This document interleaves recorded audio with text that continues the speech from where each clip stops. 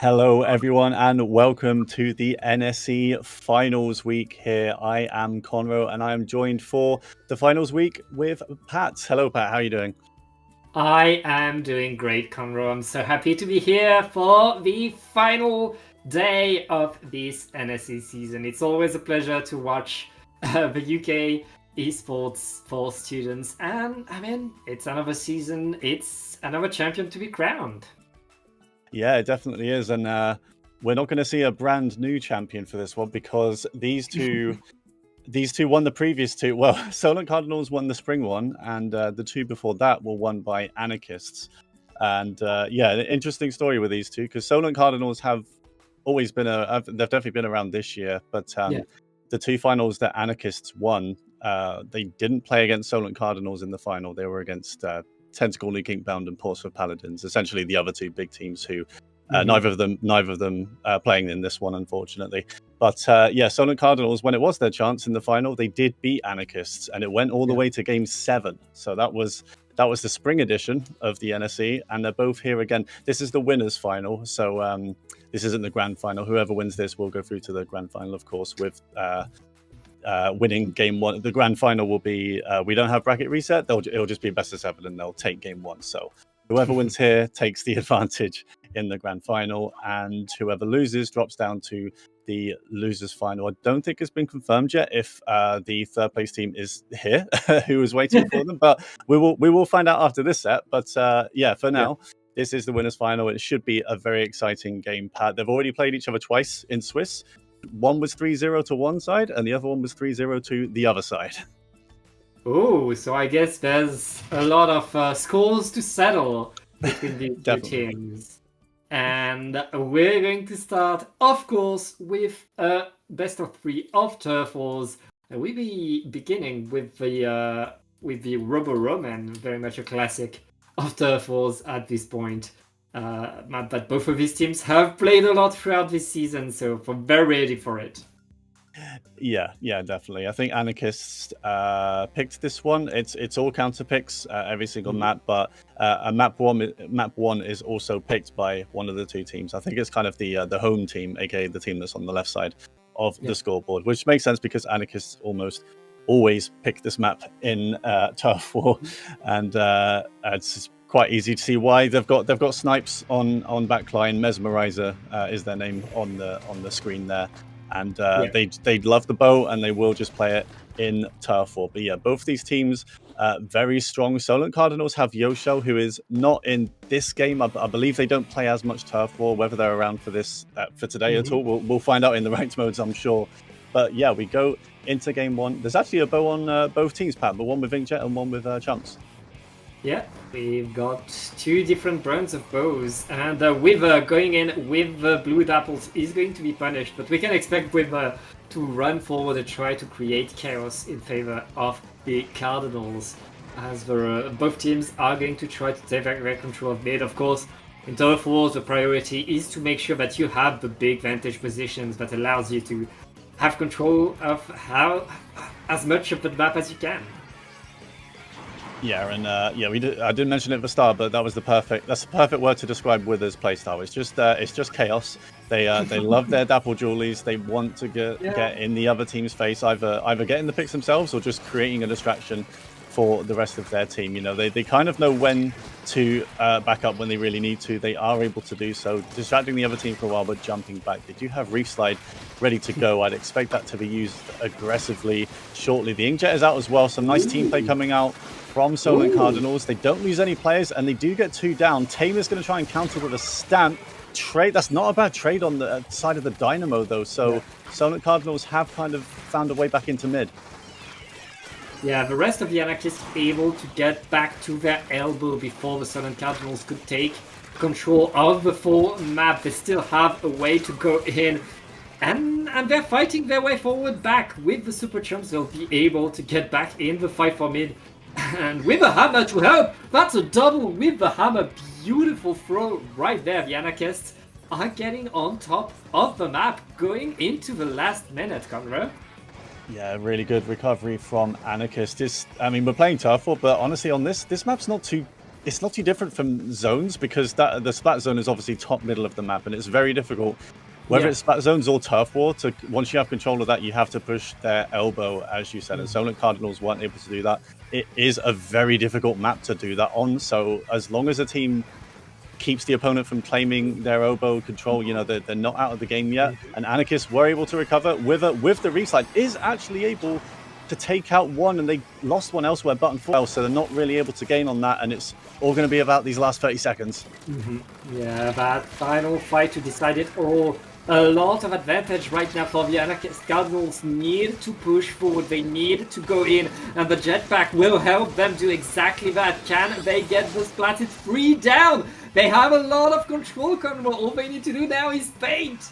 They really do, but Tame is on their side, but they get taken out by Spookster, who has really clutched up in these final moments. But is it enough for Solent Cardinals? Wither is on the other side painting. Someone on Anarchist was doing the same on the other side. Oh, it's pretty close. Anarchist spawn looks pretty painted though, and that is gonna be it. I think, spawn or not, that was their game. That's a real shame from the Spookster's perspective, because they got such a clutch pick on Snipes there just before activating their inkjet. It was all very well done. I guess by that point, Anarchist just had too much of the map with too little time left for Solent Cardinals. But a very fun game one, and it was pretty close. Probably going to set the tone for this set. And Tame surviving to the side at the end really forced the Cardinals to fight them instead of painting, allowed the rest of Anarchists to get back onto the map and make sure they kept the advantage. Just staying alive in the last 15 seconds is so important. That gives the advantage to the Anarchists, of course. It's just half a point for them for now. There's still more to do. Yeah, it's just half a point to decide game one of this best of 5 set in total, I guess. So it is Solent Cardinals to pick the map. It is still turf war for now, of course. So they've got Mahi, Wahoo World, Humpback, Ship Shape, and Marlin Airport. I'd say Mahi Resort is the only one out of those I feel like we've seen a lot of, and it's probably going to be the pick from Solent Cardinals unless they want to make things interesting. I don't think I've ever seen them pick a different map. It could happen though. It could happen. Yeah. We'll have to see. We'll see in a few seconds. Yeah, as you said, these teams, they have their favorite maps. They have their maps that they like to play, and they've prepared things. Now, of course, both of these teams know how to play on Mahi Resort or on Robo Roman. It's really the small things right there. We saw Cardinals were so close to getting the comebacks. A few fights could decide everything right there, so we'll see if the Cardinals are able to get the comeback. We still saw the Anarchists with a bit more paint, with a bit more presence, and it's on the Cardinals to find a way to really push them out. Yeah, it was just about the they do have so much paint, Anarchists. They have snipe. I mean, to be honest, all 4 weapons do paint fairly well. Tame using the wiper, that might be a turf war pick. I'm not used to. Actually, no. Tame does play the wiper well, mind.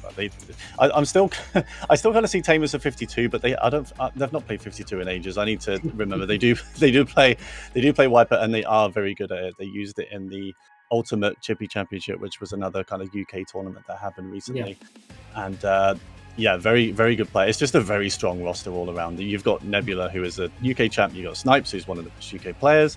It's just a real all-star team in a tournament where it's just kind of a mix of. It tends to be a mix of both comp and casual because it's based on universities, of course. But guess what? Pat? Guess what map Solent Cardinals picked for Turf War Game 2? I mean, you called it. Solent Cardinals have 100% pick rate of Mahi Resort. That's their map. And when you have a map that you like, a map where you like to go play, that you have well prepared, that's where you want to go. And Solent Cardinals, of course, going back to what they know works well for them. So now the big question is, they're facing the Anarchists, as you said, the all-star team. So they have a lot of work to do. This is the map to really force them to be on the back foot. Yeah, definitely. It feels like an all-star team versus the reigning champions at the moment in Solent Cardinals. You know, because they did win the spring edition as they come into this, and I'm just assuming this is the third time these teams have played each other on Mahi Turf War this season. So there's a little bit of that element. Are they going to change anything? Are they going to kind of take note of what the teams did before here? There is a Dread coming out actually from Solent Cardinals this time. So I think that's a bit more paint from their perspective. You know, Temkin, they have a lot more paint now.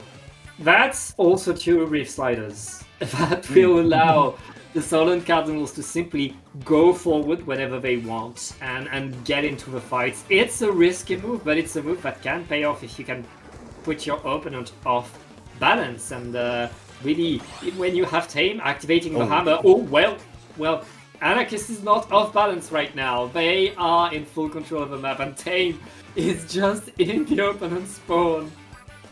They need to get rid of Tame first. There's all 4 of them there, and they do eventually get rid of Tame, who's probably going to jump back. But, I mean, on the plus side, they weren't actually called up or anything, so it is just a normal kind of respawn for Tame. And now the onus is on Solent Cardinals to regroup and push in with the Ninja Squid Dapples. I mean, they've got more paint now with the Dread to help them, you know, their Ninja Squid to push in and snipe. I think they somehow managed to sneak on snipes. Wither has just got... I think Wither got 3 and then Tame got taken out with the Inkjet as well. What a turnaround that is. Wither picked their moment very wisely to just... I don't know how they reached snipes at the top mid, but they did somehow on that Dapple. And once again, Solent Cardinals have kind of recovered and pushed back in. Oh, and the reslide. Beautiful Reef Slider with a Demon 2 in the corner, getting 2 for the price of 1. And here's another Reef Slider. They work. They really are surprising the Anarchists. And that's what you want to do, force your opponent to be in fight they don't want to be in right there. We're past the halfway point of the game, and the Anarchists are pushing their way back in with Hammer versus Hammer. And, well, right now, the fight keeps raging, and both teams trying to get on top of it. Yeah, definitely. Whether just trying to make something happen, they are really just focusing on snipes, which I do like that play because they have a fast weapon and snipes struggles to deal with it. I mean, they do take snipes out, but Nebula was there to help. And yeah, we'll say if I was Anarchist, I would I'd take advantage of those high plats to avoid these reef slides that Solent Cardinals are coming in with. But they are able to recover and take a lot of the map back again. It is Anarchist in control with 40 seconds left. They have lost Tame, and some nice team play here from Solent Cardinals pushing in on the left together. They lost 2 players there, but Temkin on the Dread just pushes forward a little bit too far by themselves, and it is pretty much a full respawn for Cardinals, Pat. Yeah, the Anarchists right now with the map painted orange all around. With 15 seconds left, they really have a huge hold on the map, and I mean, they are not stopping Conroe right now. The Cardinals are trying to go back in, but a bit too fast. Wither creating the chaos, but Wither is alone right now, painting as much as they can. Can they do it? Everybody else on the other side of the map. I see a lot of orange, Conroe. Yeah, I think we saw Wither on Anarchist's side of the map, but at the same time, Snipes and Nebula were on Solent Cardinals' plat. Yeah, Snipes on that bow was just pushing hard forward at the end to get as much paint as possible. And yeah, that one was actually more convincing for Anarchists there. They did find a moment, Solent Cardinals, but their hold didn't last too long. And once Anarchists pushed back in, that was pretty much game. I don't think Solent Cardinals really got back in after that. Yeah. In both games, we saw at the 30 seconds mark, the Anarchists have so much paint around the map and forcing the Solent Cardinals to fight their way back in. In game number 1, we saw the Solent Cardinals able to fight their way in, but there was so much paint it wasn't enough. In this game, it was just too late. Anarchists had so much map control, they could do whatever they wanted at that point. Beautiful showcase by the Anarchists of what they can do, of how strong they can be. Solent Cardinals were able to create a few surprises, got a wipeout at some point in the game, but at the end of the game, it was the Anarchists who had the bait.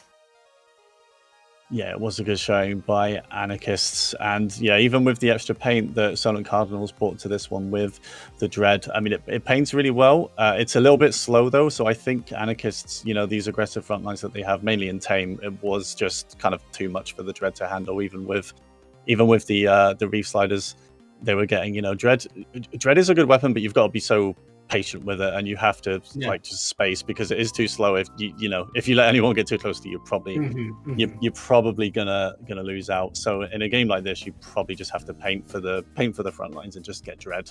Sorry, not get reef slider is what I meant to say, and use the reef slider, which definitely worked when they actually got their push.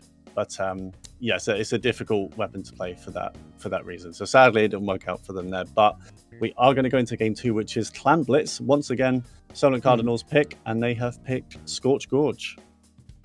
Yeah, and the ranked modes are where these teams have usually changed their composition, changed the way they play. So expect the unexpected. Anything could happen. We had a bit of momentum so far for the Anarchists, the Solent Cardinals choosing the map. We'll see what they're able to do. Of course, on Scorch Gorge, it can be a big hold, but sometimes on this map, the clams do not cooperate. Sometimes the clams will not come, and you're forced to move back to leave the opponent basket and regroup in mid so that you can keep some paint around.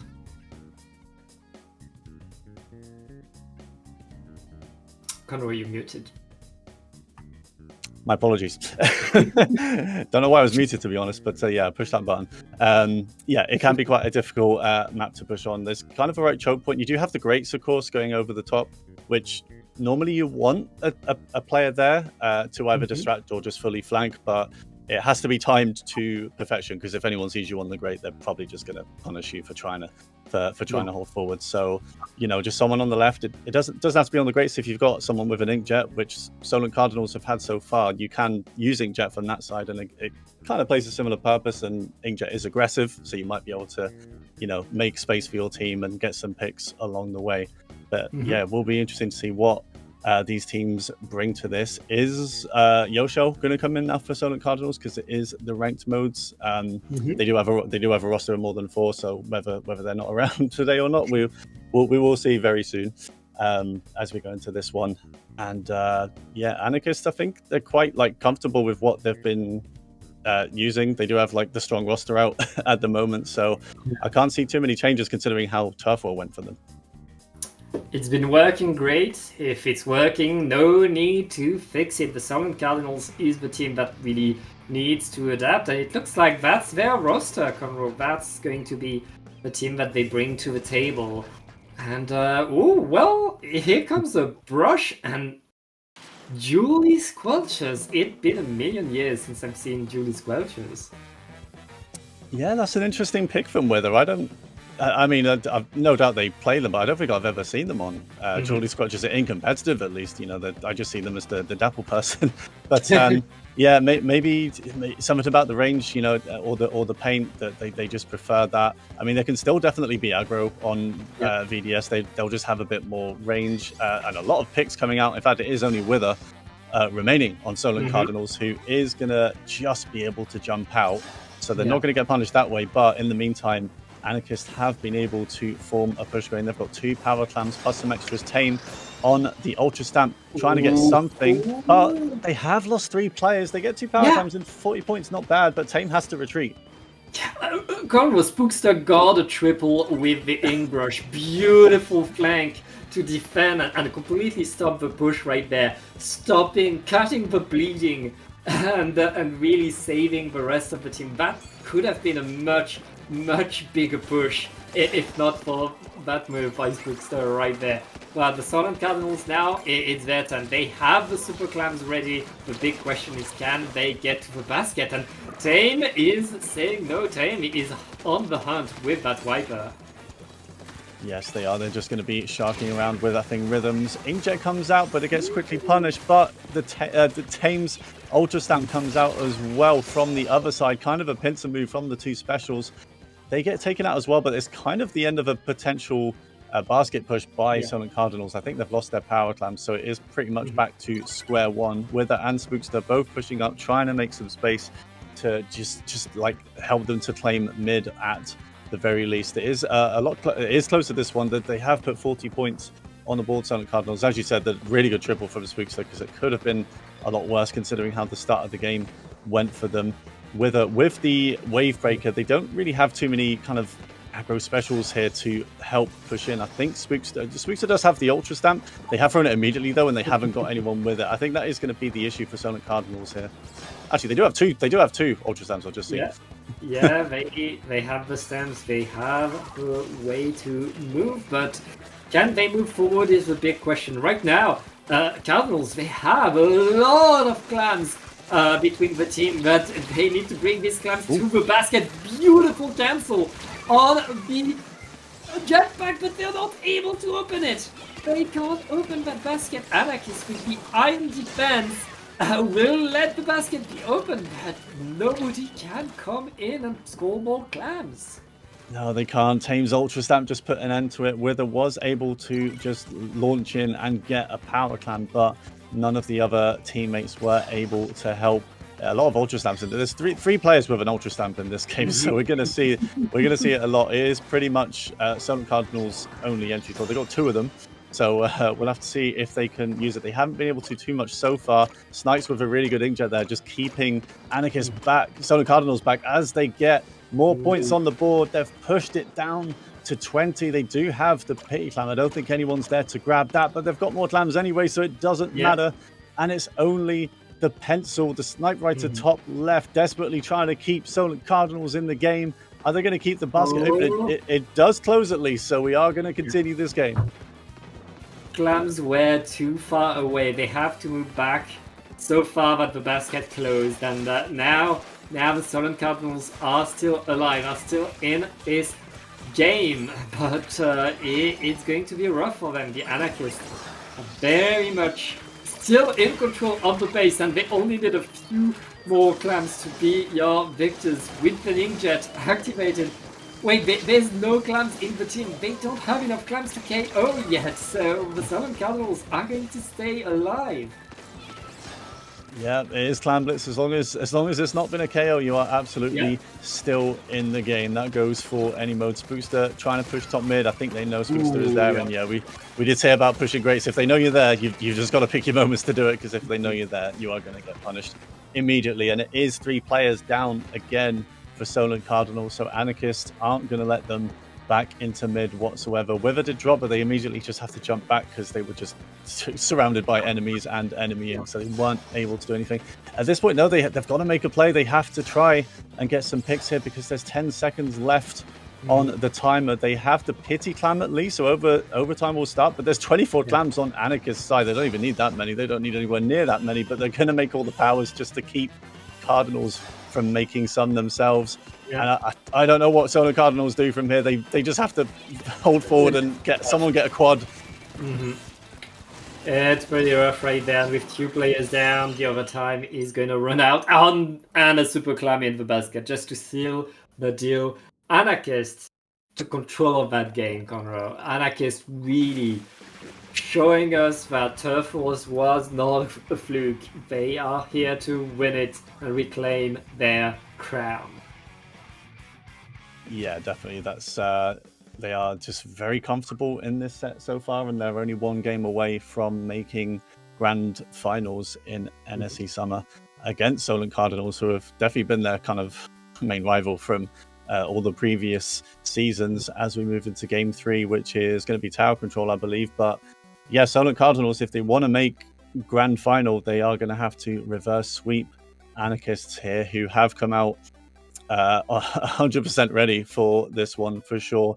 I don't think Solent Cardinals will feel too bad if they lose this set, because ultimately this is just a winners final.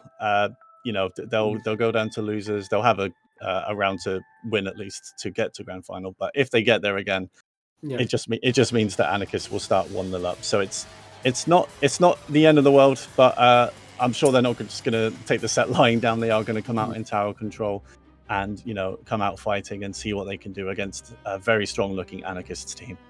Yeah, and it's mostly about sending a message, Conroe, because it's about sending a message. Yeah, as you said, these teams met in Swiss. There was a 3-0 one side, a 3-0 the other side. Right now the Anarchists are very much saying, today we are the better team, today is our day for a 3-0, and the Solent Cardinals are the ones who need to struggle, who have to really stop that momentum that the Anarchists are building, because you don't want to come back into grand finals with a game behind and your opponent just 3-0'd you. Yeah, definitely. And it'll be interesting. They have picked Magomat for tower control going into this one. It will be interesting to see what they bring here. I'm not sure with Wither. I'm not sure if the Julie Sculptures was a map central pick or if they feel like they can't do much on Dapples against this team. But if it's the latter, I feel like they have been. So I feel like they should, well, give Dapples another go, I guess. If that was the issue, it might just be a Clam Scorch thing. But Yeah. you know, Wither is, as we said, they are the chaotic player for Solent Cardinals. They are like very helpful. That, you know, even if they're not getting triples and quads, you know, you have to keep an eye on Wither when they're on Dapple, like at all times. Reef Slide, if they get Reef Slide, you're like, oh, there's going to be a Reef Slide for someone. We've got to be careful of that. And it's very easy to get punished by it. But yeah, will there be any big changes from Solent Cardinals, who are 2-0 down in this set, trying to make the grand finals the easy way, I guess, the fast way, but it's already going to be the hard way for them. Even if they win this, they need to reverse sweep against Anarchists. Yeah, and if there's one map where it's hard to keep track of a Chaos player, it's Macomart, where there are so many covers, so many ways to sneak your way behind enemy lines. Solent Cardinals, this is their last shot. As you said, they need to win them all if they want to punch the ticket to Brands through the big door. So yeah, right there, they need maximum chaos. They need to constantly have someone to the side of Anarchists and not let Anarchists really get away with what they've been doing so far, which is really take control of the whole map, paint around, not let anything happen. Yeah, pretty much. It is the painting from Anarchist is a pretty big problem for Solent Cardinals definitely at the moment. I mean, they do have, I think that the two kind of top players on their team are both they're playing the painting weapons. Snipes and Nebula are playing the Zap and the bow. Tame, oh, there you go. Tame's on the 52. They must have heard me. They've gone back to the 52. And Wither is back on the Dapple Julies with Reef Slide. They're back on the Ninja Squid. They've got 2 Ninja Squid players, actually. Sock is bringing out the big swig as well with Splashdown. Yeah. We are on match point of the upper bracket finals. Anarchists only needs one more game in order to be your in grand finals right now. The Solent Cardinals changing their weapons once again to have more pain, to have more presence, and to have the splashdowns, but it looks like the Anarchists are already trying to push, are already trying to set themselves on the tower and make sure that tower keeps moving forward. Yeah, they won the initial fights there. Spookster getting taken down. And again, Wither was just trying to flank at the start, but wasn't quite able to get any picks. But yeah, they've gone with kind of a very shark-heavy comp. They've got 2 players with Ninja Squid, and then they have Spookster, who isn't using Ninja Squid, but they do kind of hide around on the brush trying to get a push. But Nebula has been able to flank on top left. They get 1 and they get 2 before getting taken down. So that is massive value from them. Spookster has rushed the tower. Snipes has to step off, but Spookster does get punished for it. And now it's just down to the heavy. So that is pretty much just everyone from Respawn at this point. And they have to regroup quite quickly here, Solent Cardinals, because Anarchists are very quickly bringing that tower down to the final checkpoint. Anarchists are not kidding. They're even faster and stronger on this map mode. Spookster trying to run around with the brush, trying to keep things alive, and is able to deny the presence on the tower for a moment with the strikes. The checkpoint is going to break, and the Anarchists are so close. Yep, that's a 3-0 for the Anarchists, who absolutely shredded their way on to grand finals.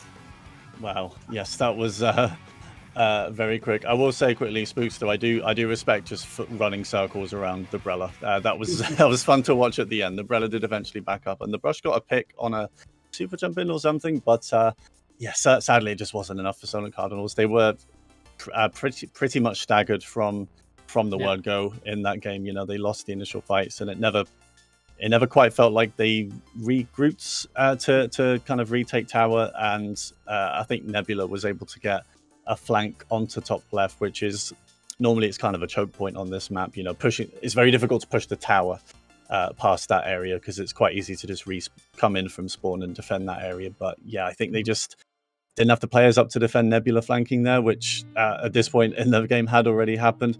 Their Spookster running a circle around Rhythm, which was fun to see. Yeah, they took out Nebula on the tower. It was a hope spot for them, but they weren't quite able to clean up. And yeah, because the other teammates were staggered, they couldn't get anything off it. But wow, yeah, another very strong game from Anarchists, who are going to very quickly go into grand finals of Summer NSE. Yeah, well, Conroe, do you know who else is going to grand finals? Is it Solon Cardinals? Have they defaulted? Yeah. Yes, they are going to grand finals as well. We're going to take a short break, give everybody, including ourselves, a few seconds to breathe, and we'll be back in a few minutes to watch that finals of Division 1.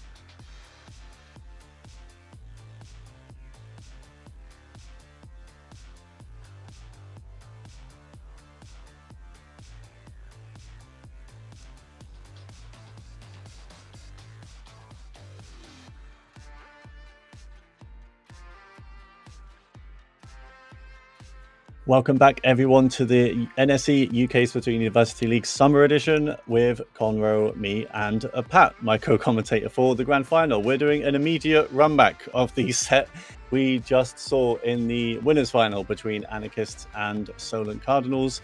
Sadly, there was a team lined up to play the losers' final, of course, but they have dropped out or they're unavailable. So Solent Cardinals just kind of defaulted, and we're right back to where we were before, and it is grand finals.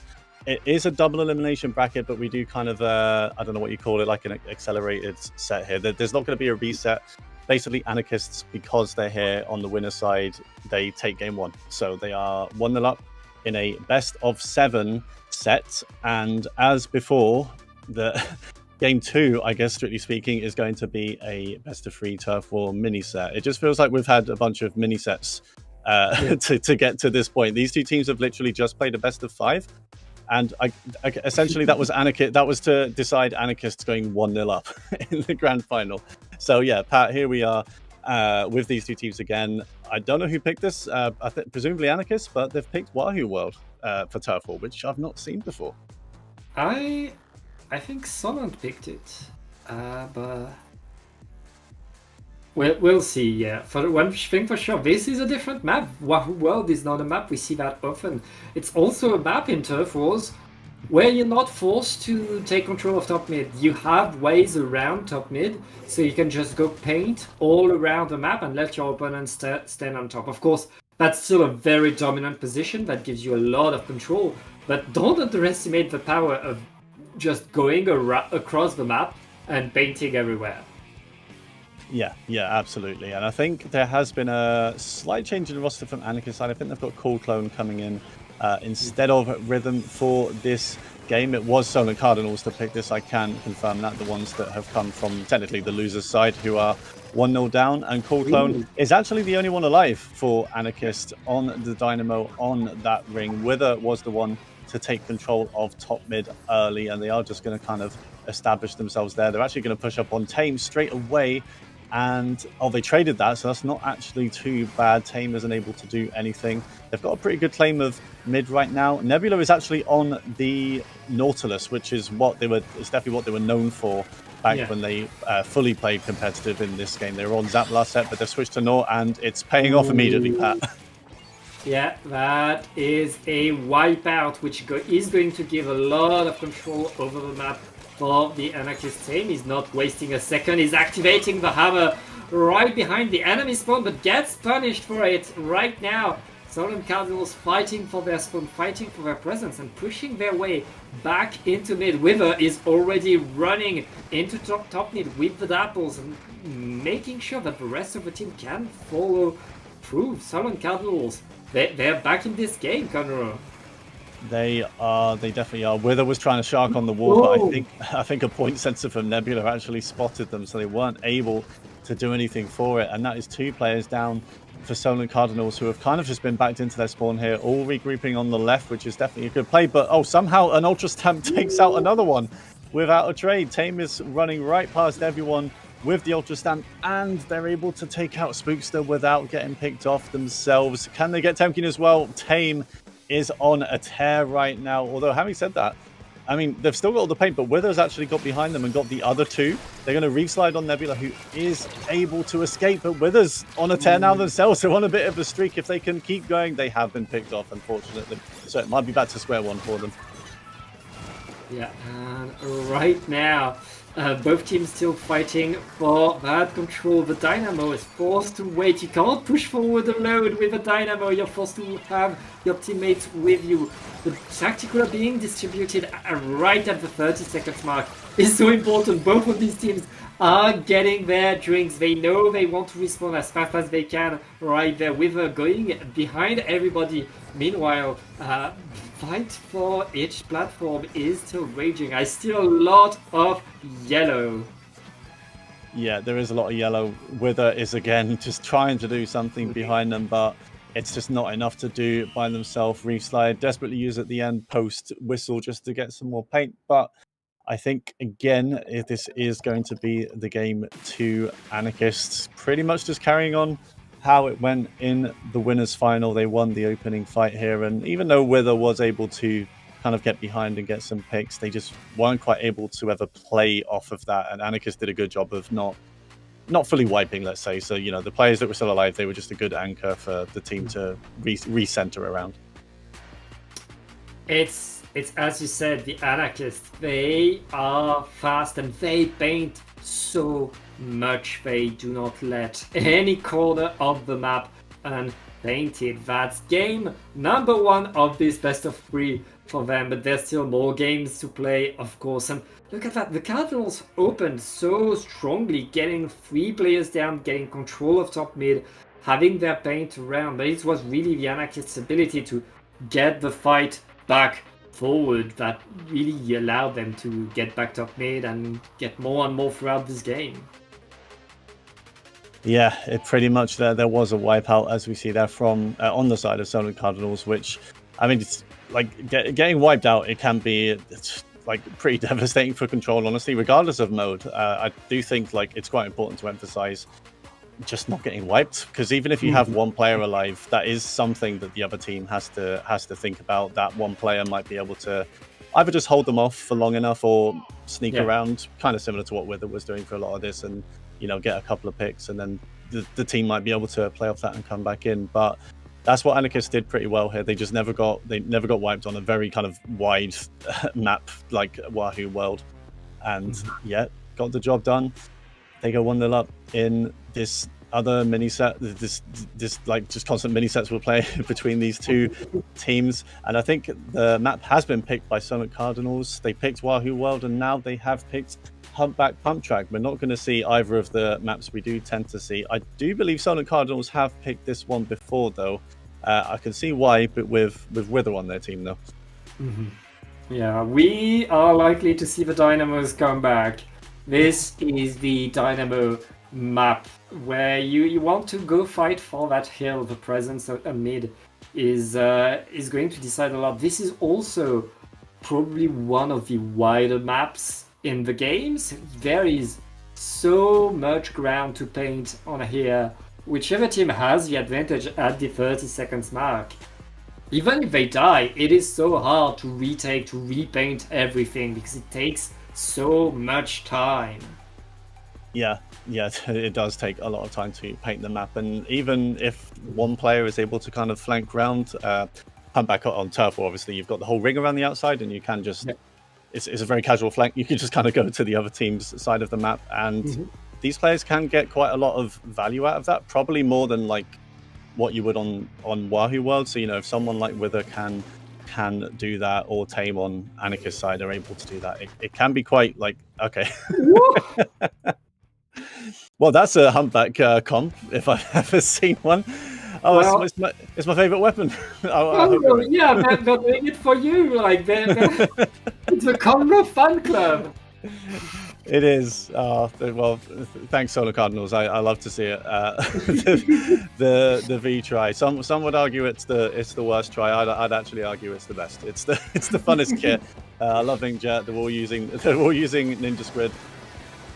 Oh dear. Yeah. What just? Did they all just pop Inkjet at the same time? I think 2 or 3 of them at least. But the problem is that Tri-Slusher versus Dynamo is not an easy matchup. No, it's not. I mean, something just definitely got popped, and we just saw the Dynamo hit like one spread, I think, and it just took out 3 of them. So, yeah, that's unlucky for Solar Cardinals. They do pick off Nebula. Oh, and Spooks has been able to sneak in on the Dynamo, and actually, it's only Tame alive on Anarchist's side, who is going to try and run away from the Inkjet from Sock. It's going to be difficult to pick off Tame where they are. They're not really. I think someone from Respawn is going to try and take out Tame, but Tame is just going to sit on the right and be a distraction while this team of Tri-Sloshers just focuses mid instead. I think they know that Tame is there, but Tame's not really doing much. Now they're going to go in a little bit at least. But yes, a bit chaotic right now. It's a lot of picks coming out. The team Tri-Slosher is obviously trying to get the picks. That is just how they're going to win the game. Someone is actually able to get on their side. It is Wither, but Nebula's there to punish it. Yeah, always from Chaos from Wither, but Anarchists are on top of it. Anarchists are able to see everything coming. Right, that's so much yellow, Conroe. That is so much yellow. Oh man, it really is. They're kind of just going to the plat where the Dynamo is. It's so easy for the Dynamo kind of just to pick them off there. I mean, if I was them at this point, I'll just be going from their perspective outright side of spawn. It's a bit more difficult for the other team to cover that side. Wither, I think, is waiting to do that. We are seeing them all shift that way. Wither going to try and do something against Nebula, but the Inject gets punished, and Nebula could get a few here. They get another one. Going for a third. Teammate clears up. It's another wipeout. Great position and aim by Nebula right there. 30 seconds left. The whole map is yellow. The whole map is for the Anarchists right there, who are just waiting for the Cardinals to run forward. Wither was able to get on top mid, but I mean, is it? I think it's the game. I think it might be game. Yes, I'm just there's a tri-slosher just exploding every 2 seconds. It feels like at this point. Well, it was a valiant attempt, I've got to say, from Team V-Try. I love to see the comp. I don't like to see that result, but the comp was great to see. But Anarchists do take it. It is just, I mean, obviously they were kind of memeing there, but it is very difficult to play that into a Nautilus, a Dynamo, and a backline. I mean, like, they kind of they picked the wrong weapon, I feel, to play on a 4-stack.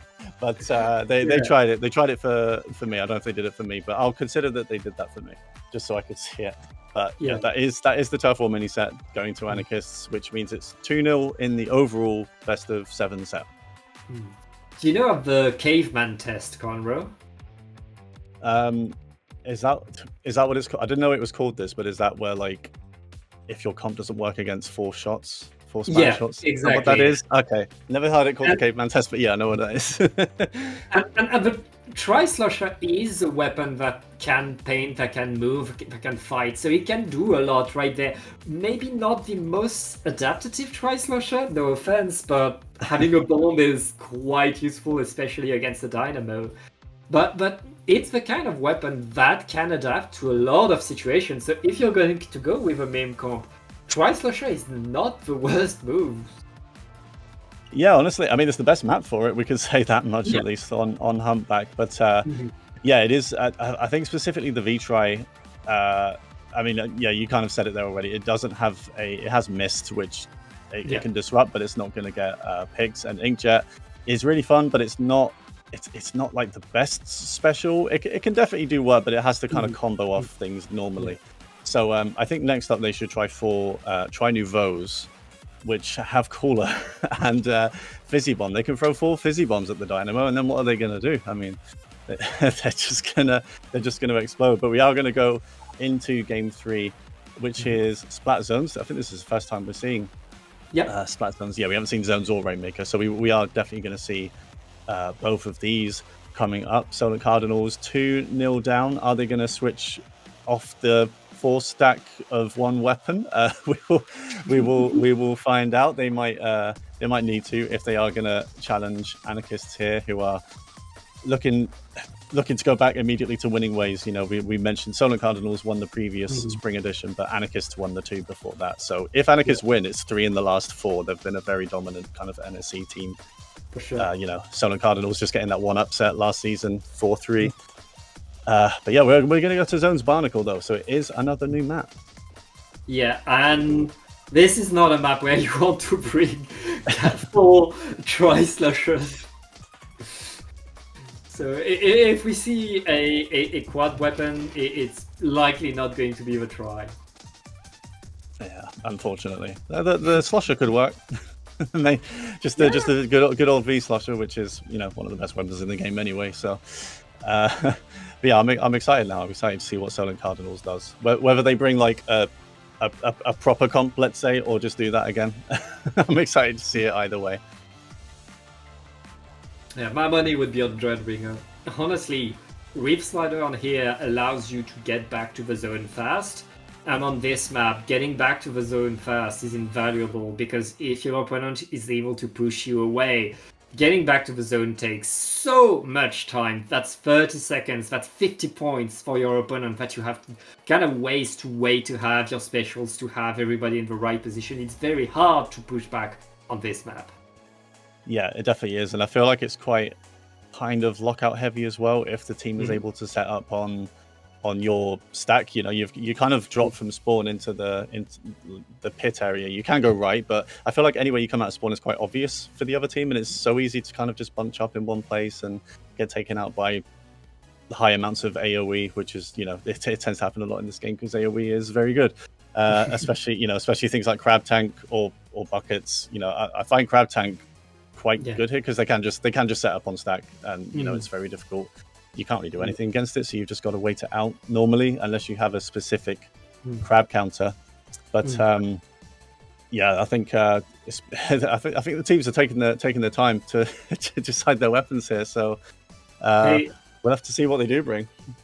You can't blame the Solent Cardinals for taking their time, for thinking hard about what to do and how to do it. They want to make sure that they have everything all right, that they can breathe a little bit between these games. They've been in a rough spot so far. They still need to really find a way to beat these guys. And we see Nebula bringing the S-Blast for here. Meanwhile, the Solent Cardinals are switching things up a bit. Wither is going to bring the Emperor Julies.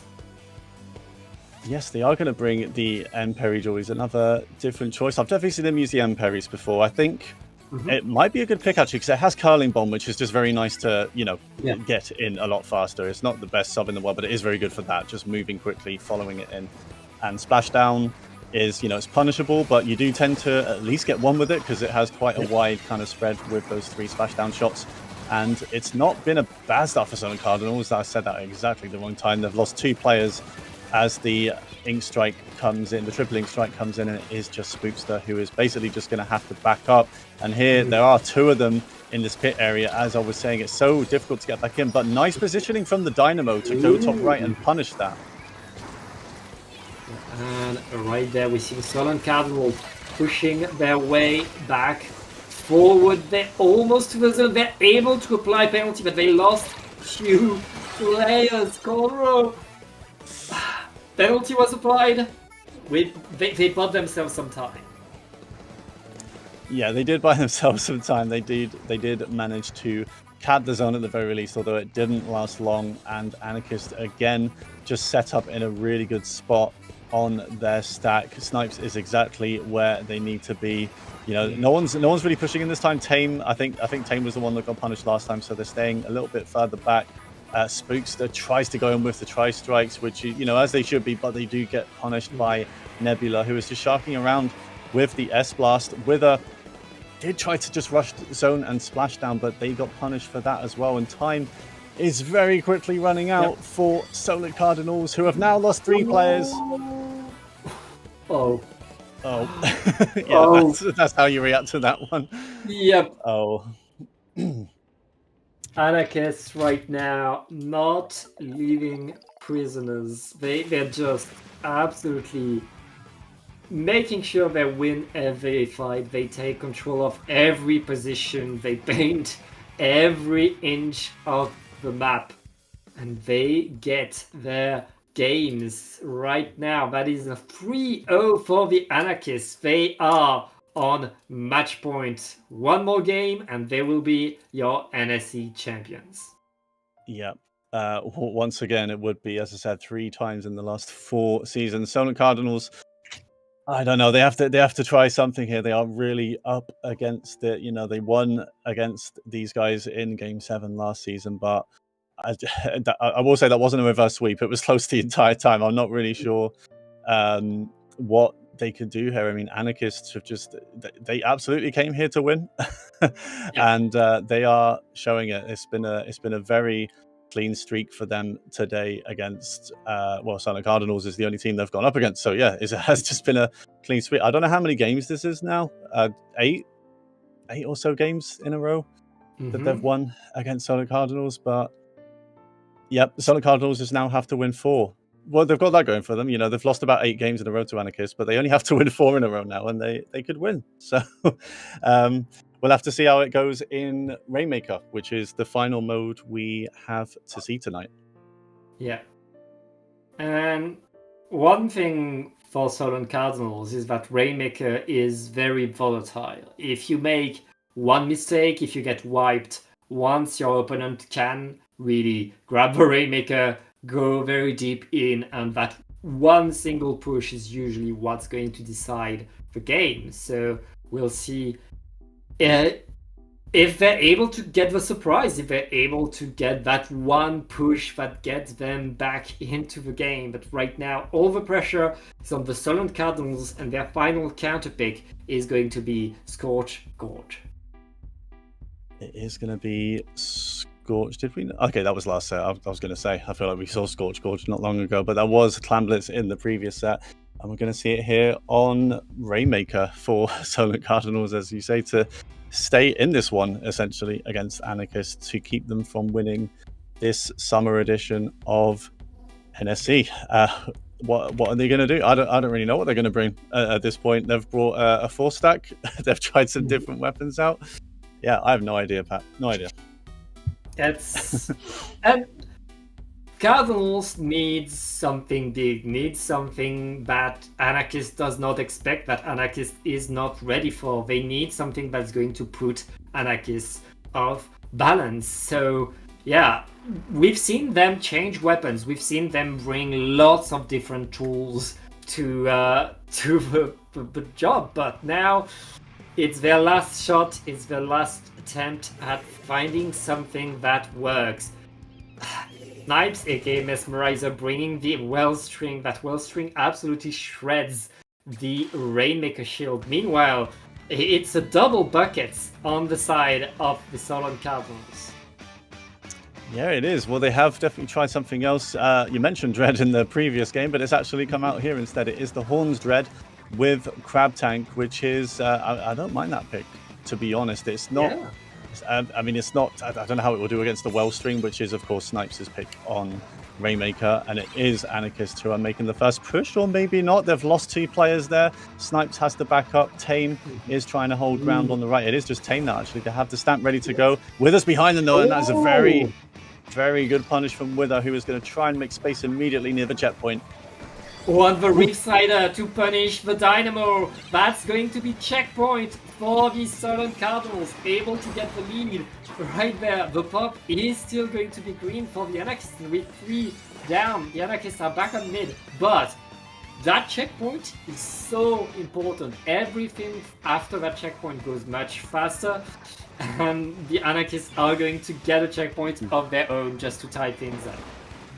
They are a bit of a... Oh, hold on. What's just happened? I think they just lost so many players to the burst there. Possibly 3 players. Wither clutches up on killing the Rainmaker at least, but they get punished in return. So Tame is just going to push forward for points, able to get it all the way down to 26, which is a tough target for Solent Cardinals to break. And the push is not over yet. The Rainmaker has been broken. The stamp just trying to make some space for them. Nebula's kind of closing in. I think Tame is going to go for the rain. They are.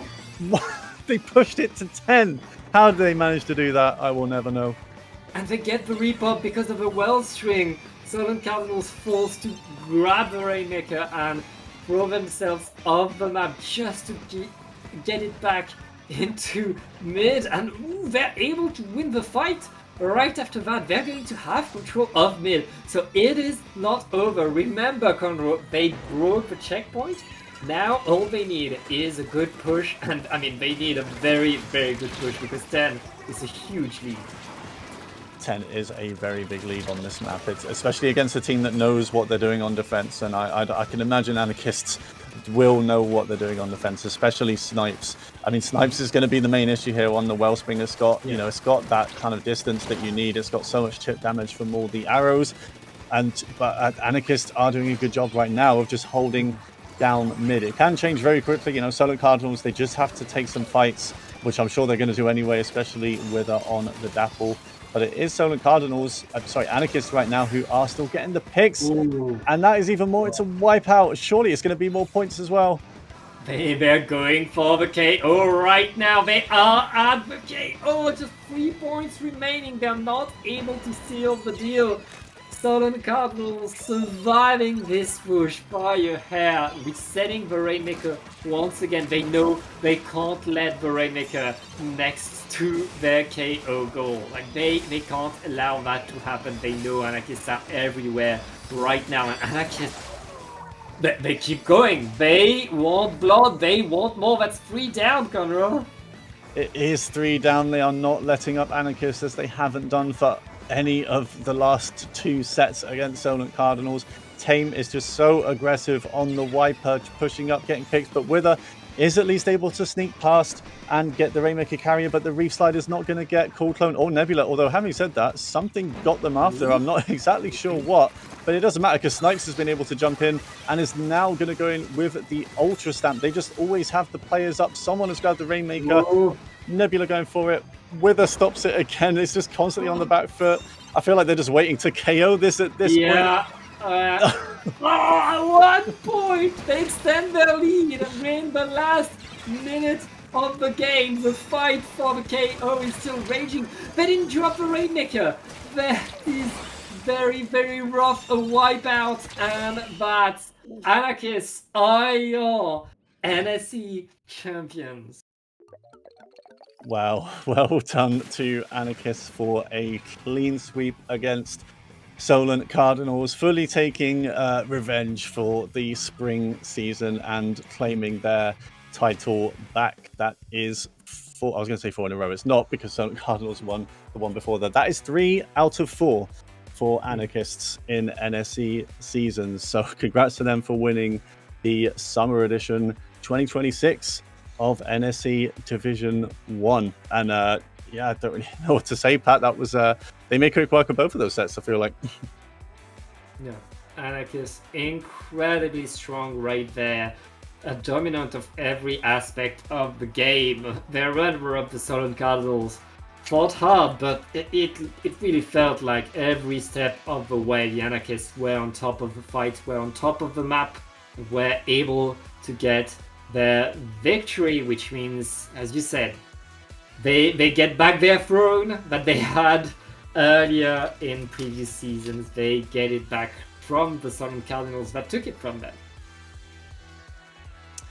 Yeah, exactly. It's just perfect revenge. They played each other 4 times, I think, this season. Twice in Swiss, winners final and grand final. Solent Cardinals did win one of the Swiss games 3-0, but Anarchists won these last 2 matches where it mattered the most, I think. And yeah, congrats to them for another win in Division 1. And I believe we're going to see the grand finals of Division 2 on stream soon. I believe losers finals is happening right now. But we'll be, I guess we'll go to a break, and we'll be back whenever that is due to start. So yeah, don't go anywhere, guys. Div 1 is over, but Div 2 still being played out. So we'll be back soon to provide the grand finals for you there.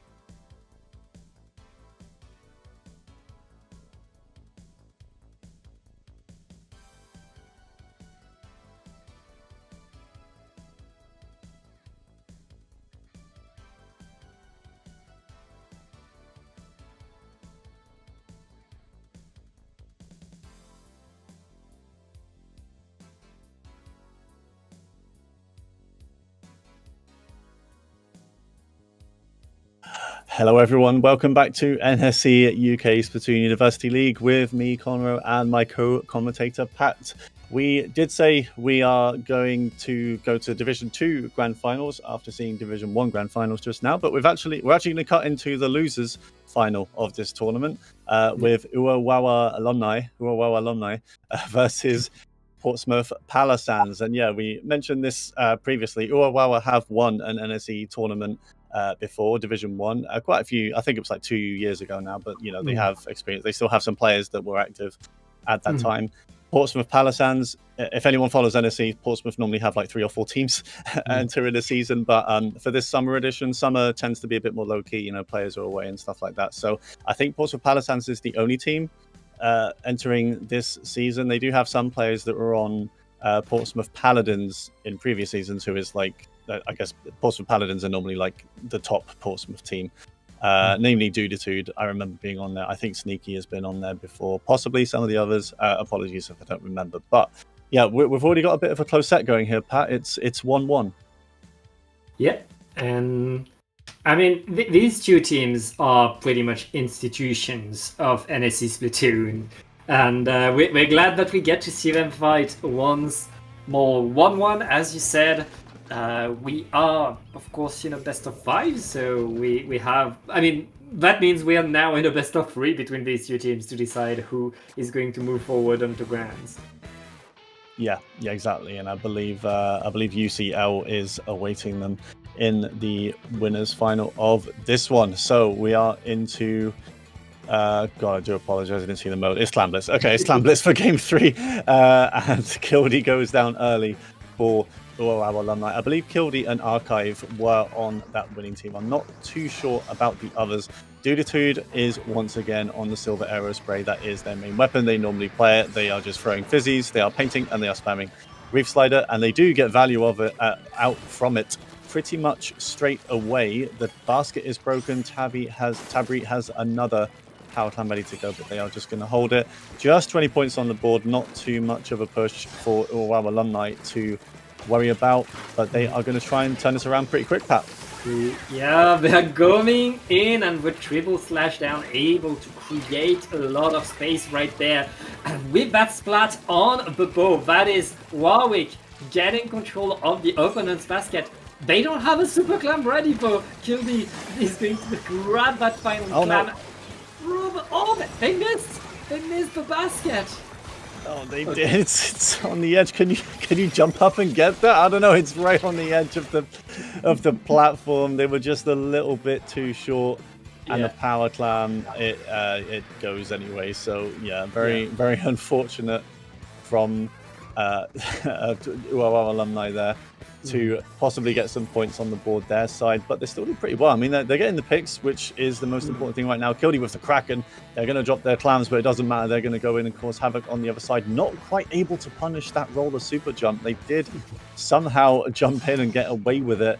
So, I mean, Duditude is just being an annoyance for their team on the right. I don't know how close they are to Reef Slide. You've always got to keep it in mind, but they do eventually go down. A lot of clams now on our alumni side. I feel like they should be able to break open this basket, but there is another player just sneaking in, getting a pick. Are they going to get this done, Pat? Ooh, yeah, right there. It looks like Portsmouth are able to retake control of their side of the map, and that was a very long control by Uwawa. They only got 20 points off of that control. Very solid defense right there by Portsmouth, but Portsmouth, they're not able to push. They just lost 2 players once again. Uwawa, they have not done maintaining the pressure. Not at all. And there you go. 2 power clams in, and a really nice big bubbler setup from Archive as well. Teamug able to just, hide in the big bubbler as they throw in more. The splashdown just making a bit more paint. Doesn't get anyone, but it doesn't matter when if they paint up. The Reef Slide from Duditude is able to take out Archive, but Kildy is coming in with even more clams, some more spawn just behind them, but they're not going to be able to back up and get those. It is going to be the end of the push, but that is a very convincing score on the board. And Portsmouth Palisades, after that initial 20 points, they haven't really looked too much like they can push basket again. Yeah, well, right now they have their presence, they have their paint, and the Palisades, Now it's their turn. They need to push in, but the Gildy with the Kraken will completely deny anybody from being in mid. That's mid control for Owawa. Was simply happy to paint around, wait for Portsmouth to make the mistake. Yeah, is Portsmouth gonna? Yeah, well, Portsmouth are the ones that need to push in, of course. And the reslide, they get one, but they do get taken out in return. I think GD2 just needs to. I mean, it might not be down to them, but just make sure like they've got teammates to kind of play off the reslide as well. It's probably going to get a pick, but you are going to get punished for it. Well, probably going to get punished for it as well. So it's hard to make those plays when you should probably stay alive, at least just to help your team push in with clams. But it is our alumni that have opened the basket again.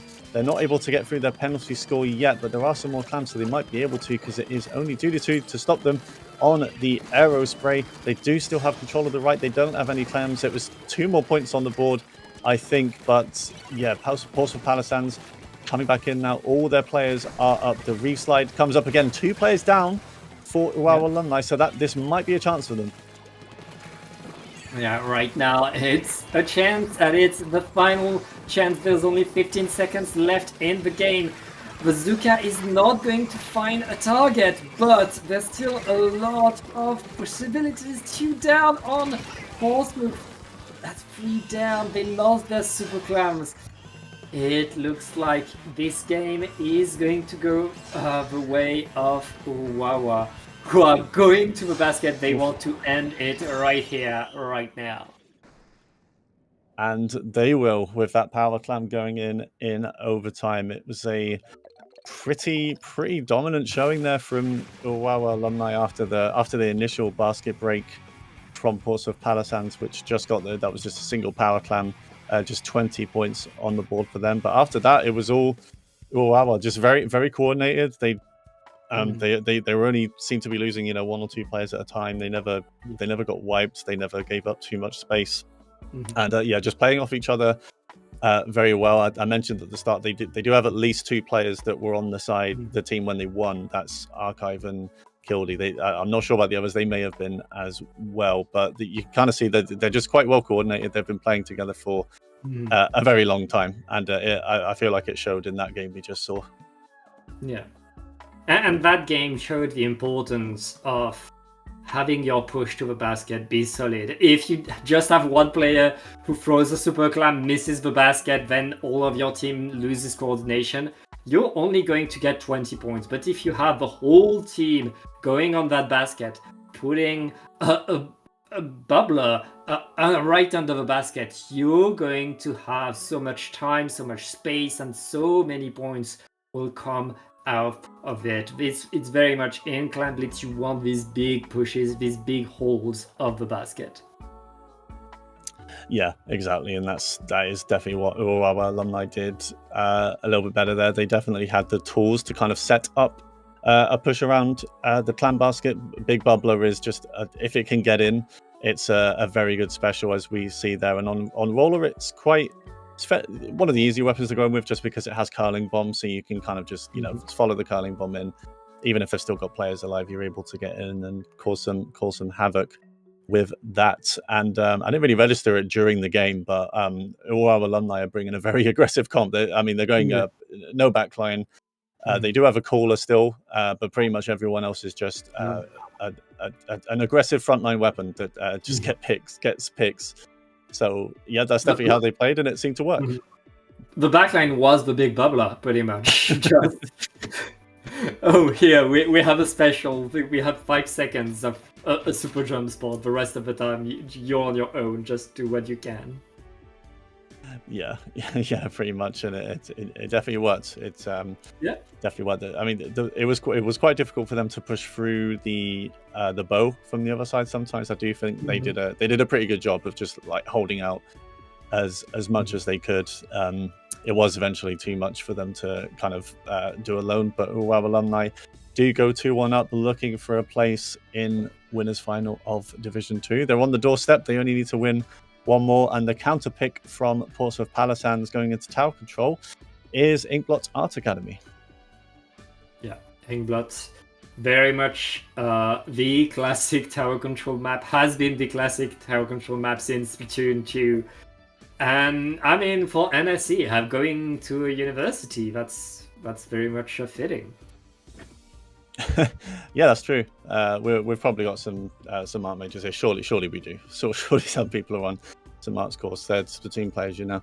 But yeah, we'll have to see what Portsmouth Palisades do any differently. Do we do anything differently? Does Duditude play the gold arrow here instead of silver for the BR? I actually don't know. Duditude has brought out some other weapons sometimes. It's completely caught me off guard. So they don't just play arrow spray, but I would say it is their best weapon. And on the other side, does Urawa Alumni continue to play no backline? They did play a few games before we joined, of course. So I didn't see whether they had a different comp or not. You know, they won on Rainmaker Undertow, at least I saw, which their comp probably helps there as well, because it's just very fast. You know, when you don't play with a backline, you just play fast, and sometimes it works. But we go into game 4, 2-1 up. Urawa Alumni on the doorstep of making winners final, and not too many changes. I think the only change really is no Kraken shot. They've gone for the strikes instead, essentially a GG special on tower. And Duditude is on pro. Yeah, that's a Forge Pro for Duditude. A bit slower of a weapon will allow Portsmouth to control the space a bit better, of course. And honestly, that Forge Pro outranges everybody on the side of Urawa, which means it will have a good time fighting. Yeah, honestly, I think that would be reason enough alone for the pick. That, you know, it is the kind of, I guess you call it the danger of playing a comp like this. You just play a weapon with a little bit more range, and if you can space yourself properly, suddenly they struggle a lot more. And Duditude has got a couple of picks early, but that is the only issue, as we saw there. Archive kind of running in with the roller. You need to be mindful of the paint around you, the enemy paint around you, and the roller gets taken out, but it is a little bit too late, and they've really pushed in the roller. The Julie's doing their job, just pushing in, getting a trade with the splashdown, but that is fine from Urawa Alumni's perspective right now. Kildy with a nice pick as well as they push through the first checkpoint on to the second. Some nice picks coming out actually from Palisades, but is it enough? They've lost 3 players again, Pat. They managed to get good moves, but they lost too many players doing so. Now we have the second checkpoint, and Warwick is a very, very good spot. The tripling strikes will slow things down, and right there, Starletto with the roller in the perfect position to get more splats. Meanwhile, the tower is running away to checkpoint number 3. Ooh! Okay, nice wipe from Starletto, doing a really good job with the roller there, to be honest, getting quite a few picks. Urawa Alumni were able to push the tower a little bit more while they were doing it, but it definitely helped their team to kind of come back in. They're just trying to be patient and wait for the time to go in with roller to make something happen for their team as they start their push going. They've actually taken out the zap, although they were able to put out their caller just before that. But 2 players down again for Urawa Alumni. Having said that, 2 players down on the other team, just a lot of fights happening. Starletto just trying to super jump into the platform, but that was a very quick punish, and it is a wipeout. They don't get through the first checkpoint. Urawa still riding the momentum, and the tower, moving the tower back in, but Portsmouth are able to have enough paint, to have enough presence. They keep control of their side of the map, and Urawa will need to win another team fight before they can push back to that final checkpoint. Right now, both teams trying to get their control. Warwick not able to really get on top of the map, and Portsmouth, they're in a rough spot, but with 2 minutes left in the game, Conroe, there's still ways to get back in the game.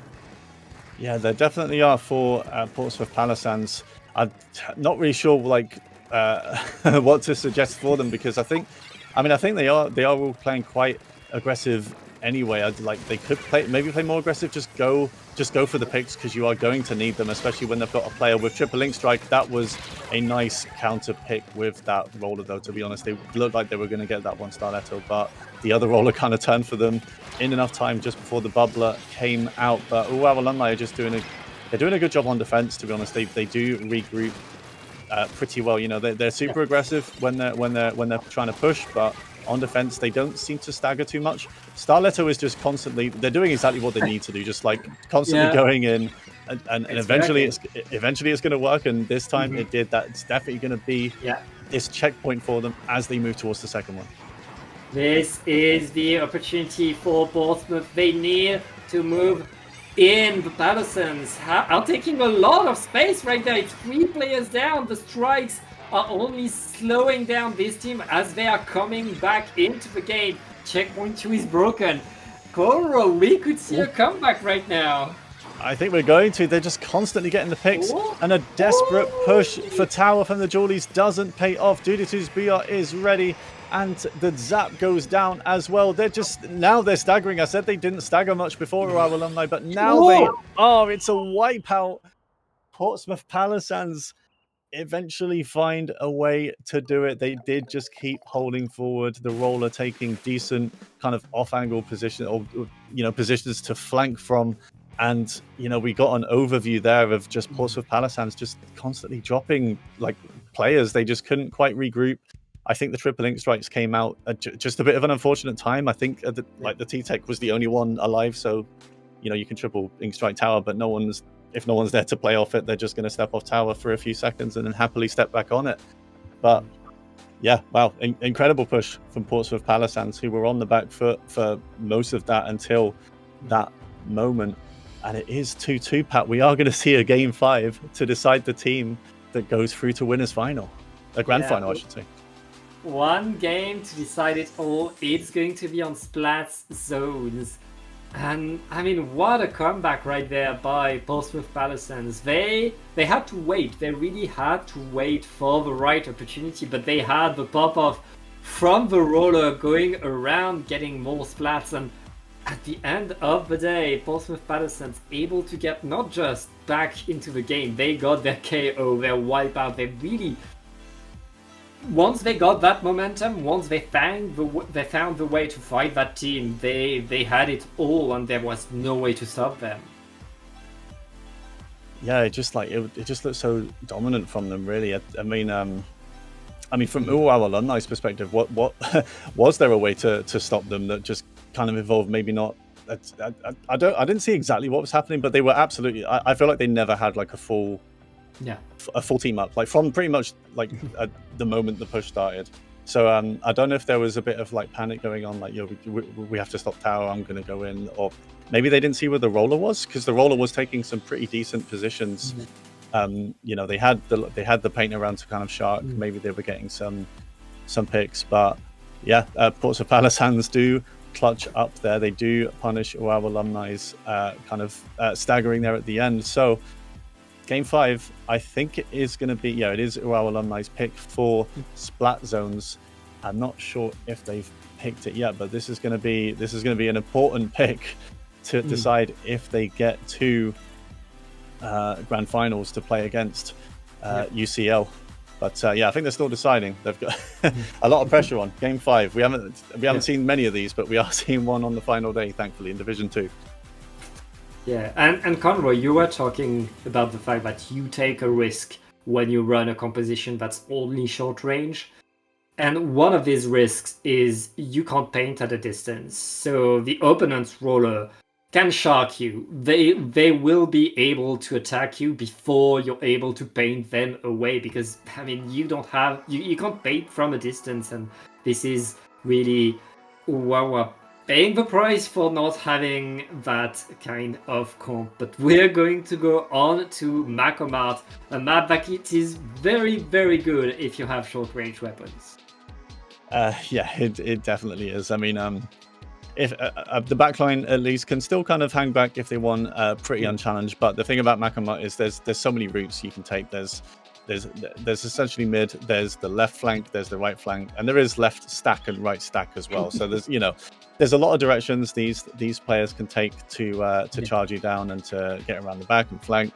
And yeah, I can definitely understand this pick from our alumni, assuming they are going to still run this comp. I just assume they don't have a backline. This is what they're running. They won on Rainmaker, sorry, not Rainmaker, they won on Clamblitz and Turf Wolves. So I think they have enough paint on their team at least to to get it done here. They do have to watch out for those reef slides, which are going to come out from Duty, I'm assuming, unless Duty does stick with the pro, because that did seem to be a pick, kind of an anti-UAU alumni pick, so, and it seemed to pay off for them. So we'll have to see. Yeah, it worked pretty well. It did a good job of really holding the opponent away, and now, as you said, one single game to decide it, or one single game of splat zones on Macomart. And lots of line between these two teams that, again, are very much institutions of NSE. Yeah, two teams that have plenty of NSE experience fighting to make winners final. I keep saying winners final, fighting to make a grand final of Division 2. Essentially playing for grand final winner was 5th place overall in this, because Division 1 was 4 teams. But here we go. Into Game 5, Dude is back on the Silver Arrow Spray with special charge and a lot of special power, and it's not started well for UAU alumni, who have lost the Roller and the Dapples. It's just the Zap and the Julies, and the Zap, despite being 2 down, they do throw out the Caller. They're going to try and make something happen, but they get just completely surrounded by Portsmouth Palisades players who have made a very strong start, Pat. Yeah, they just went forward, chose violence, and won that big team fight. Now it's on UAU to wait, to have the good moves, to have the specials to get their way back in. The Reef Slider, and so many explosions on the zone. They applied penalty, but they lost the point. 100+1. I think you needed to hold the zone for a single frame for that to be the case. Well, that is... It's like, you can't hold the zone for more than a 1/6 of a second. And like, it's so close. Yeah, well, I would take control of the zone and give themselves even more time to have to gain. Palisades. Oh my goodness! Dude's Reef Slide gets 2 players. It's now a 1v1. Kildy is on the zone against Dude, but they've all actually been able to jump in, the UAU alumni players. They haven't got rid of Dude though. Still behind them, still being very annoying on that aero spray. Are they going to go for him? Kildy is going to try and close Dude down. He does still now have the Reef Slide, is going to use it on the zone. Oh, they do actually get a pick. I don't like that player must have got chipped, and then they just get taken out by a fizzy bomb. That was unfortunate for them, but I mean, really good work for Dude, to be honest, just causing all that distraction and still getting a trade out of it. Kildy's Reef Slide in return doesn't get anyone, and they do get punished. But Portsmouth Palisades just look very good right now. I think they do have more pain, and that bow is having quite an easy time. They do punish someone, trying to close them down as well. 2 players down again for UAU alumni. It does not look good for them. Yeah, and we're about to be done with the penalty. Dude getting the extra splat. That's 2 down on UAU. Portsmouth Palisades still in full control of the zone. The splashdown saving UAU once again, giving them a bit more time. But now they have to fight for that zone. They have to push Portsmouth out. Yeah, they do. They're using the specials to just save zone, but they need to do a bit more than that. They need to be able to push up and get the picks, and they might finally be doing that. Someone has aura flow somewhere. I'm not sure who, but UAU alumni have taken control back. Really good positioning from the Julies who Kildy, who did have to back off. They're probably going to want to keep the pressure up here, because they know that Dude has all of that special power up on Reef Slide. If they use it, it's almost certainly a zone recap. Dude is right there, but they're not going to get the pick. Archive, and it is the zone back. There's plenty of time though. There's still 2 minutes in this. They can definitely still do it. But Starletto with, I was going to say a good bubbler. They do avoid the Reef Slide at least. Dude's gone down elsewhere.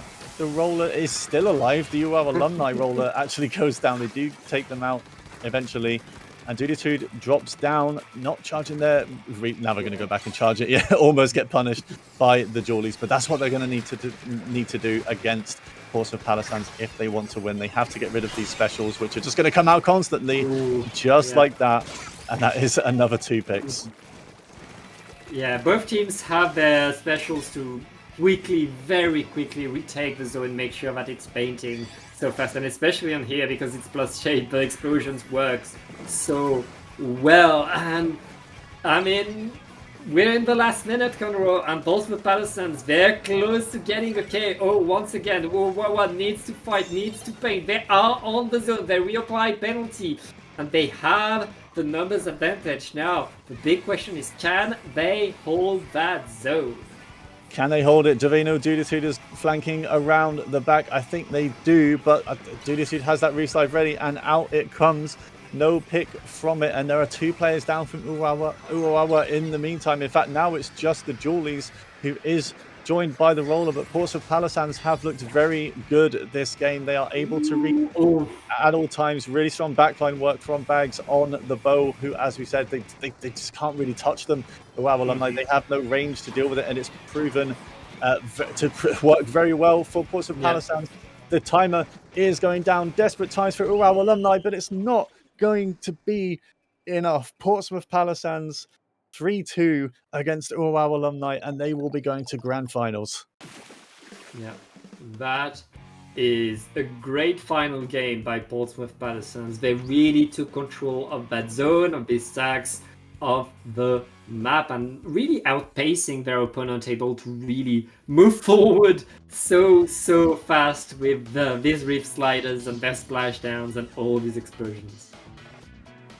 Yeah, just so many specials and so many explosions happening there. I think once Portsmouth Palisades had that lead, it was pretty much onto like Uwawa alumni just have to push up, like they have to force pushes at that point and get the picks onto these players. The bow that just paints and shoots out specials, and the reef slider, if they can pick them off, that means they won't have reef slide to use it. So I meant to say the aerospray. But yeah, well done to Portsmouth Palisades. Massively clutch from them. Again, it's worth saying they lost their first match in the winners bracket of this tournament. They've had a huge losers run. Some close games. The losers run has been 3-0 and then 3-2 and then 3-1 and then 3-2 again. So they've had to really lock in to get back to this point to fight against UCL Splatoon, who have had some close games as well. UCL beat Uwawa 3-2, I think, in the winners final. So it's all close in Division 2. This is where the exciting sets happen. But yeah, it's going to be Portsmouth Palisades versus UCL in the grand final. I guess we'll go to a quick break before we get into that, but we won't be long because they're pretty much ready to go. But yeah, don't go anywhere, guys. We'll be back with grand final of Division 2 in a bit.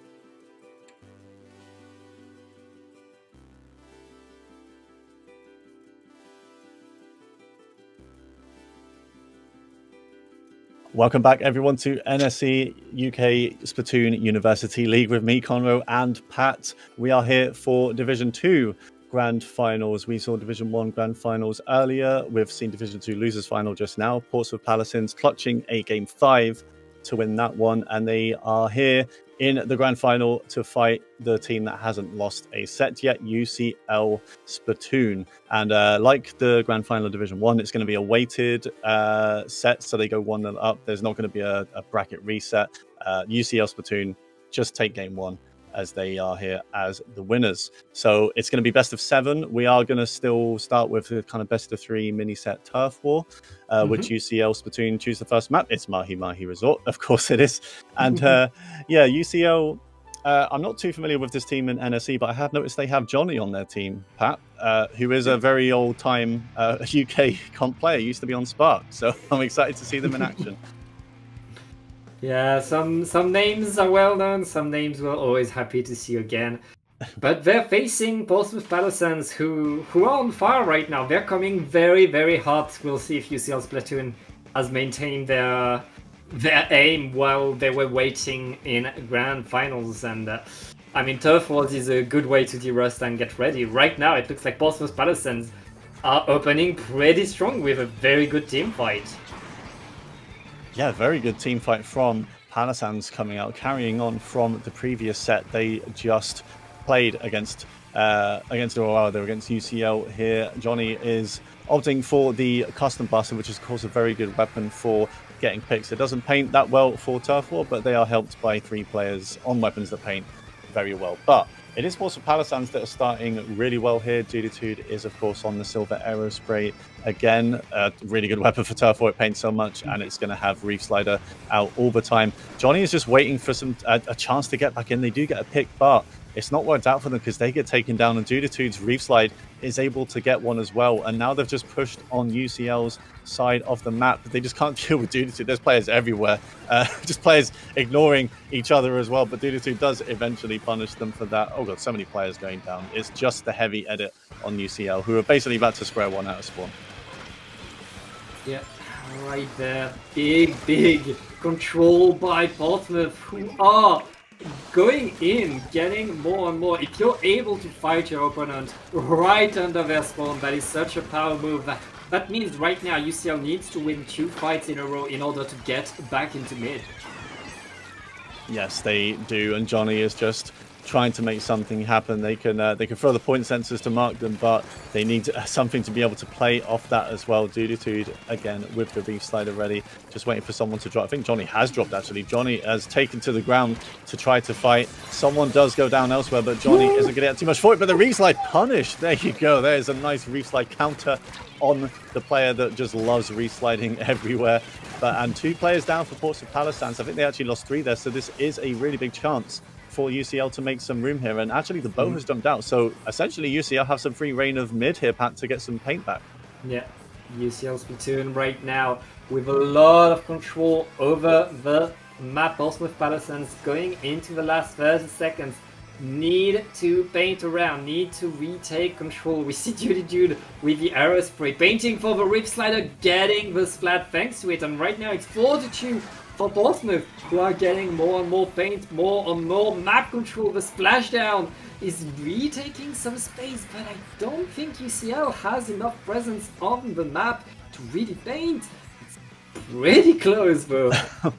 It is pretty close. I thought Palasans was going to take it, but they've lost players. They've lost players everywhere. They've lost 3 players, actually. UCL bringing it back right at the end, and I think that has flipped this game in their favor. It definitely looks like it.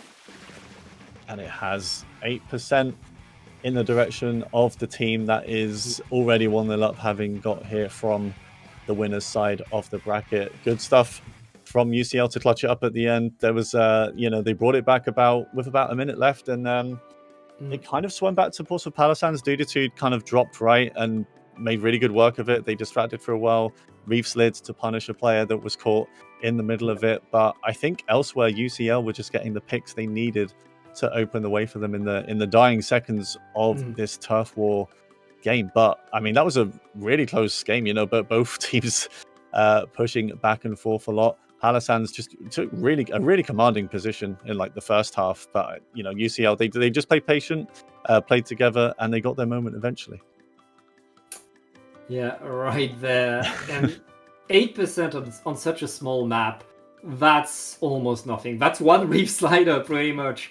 That's very, very little paint, but on this map, that final fight was won by UCL Splatoon. They got to paint all of mid in the last seconds. That's what usually decides the game, but that's how it works.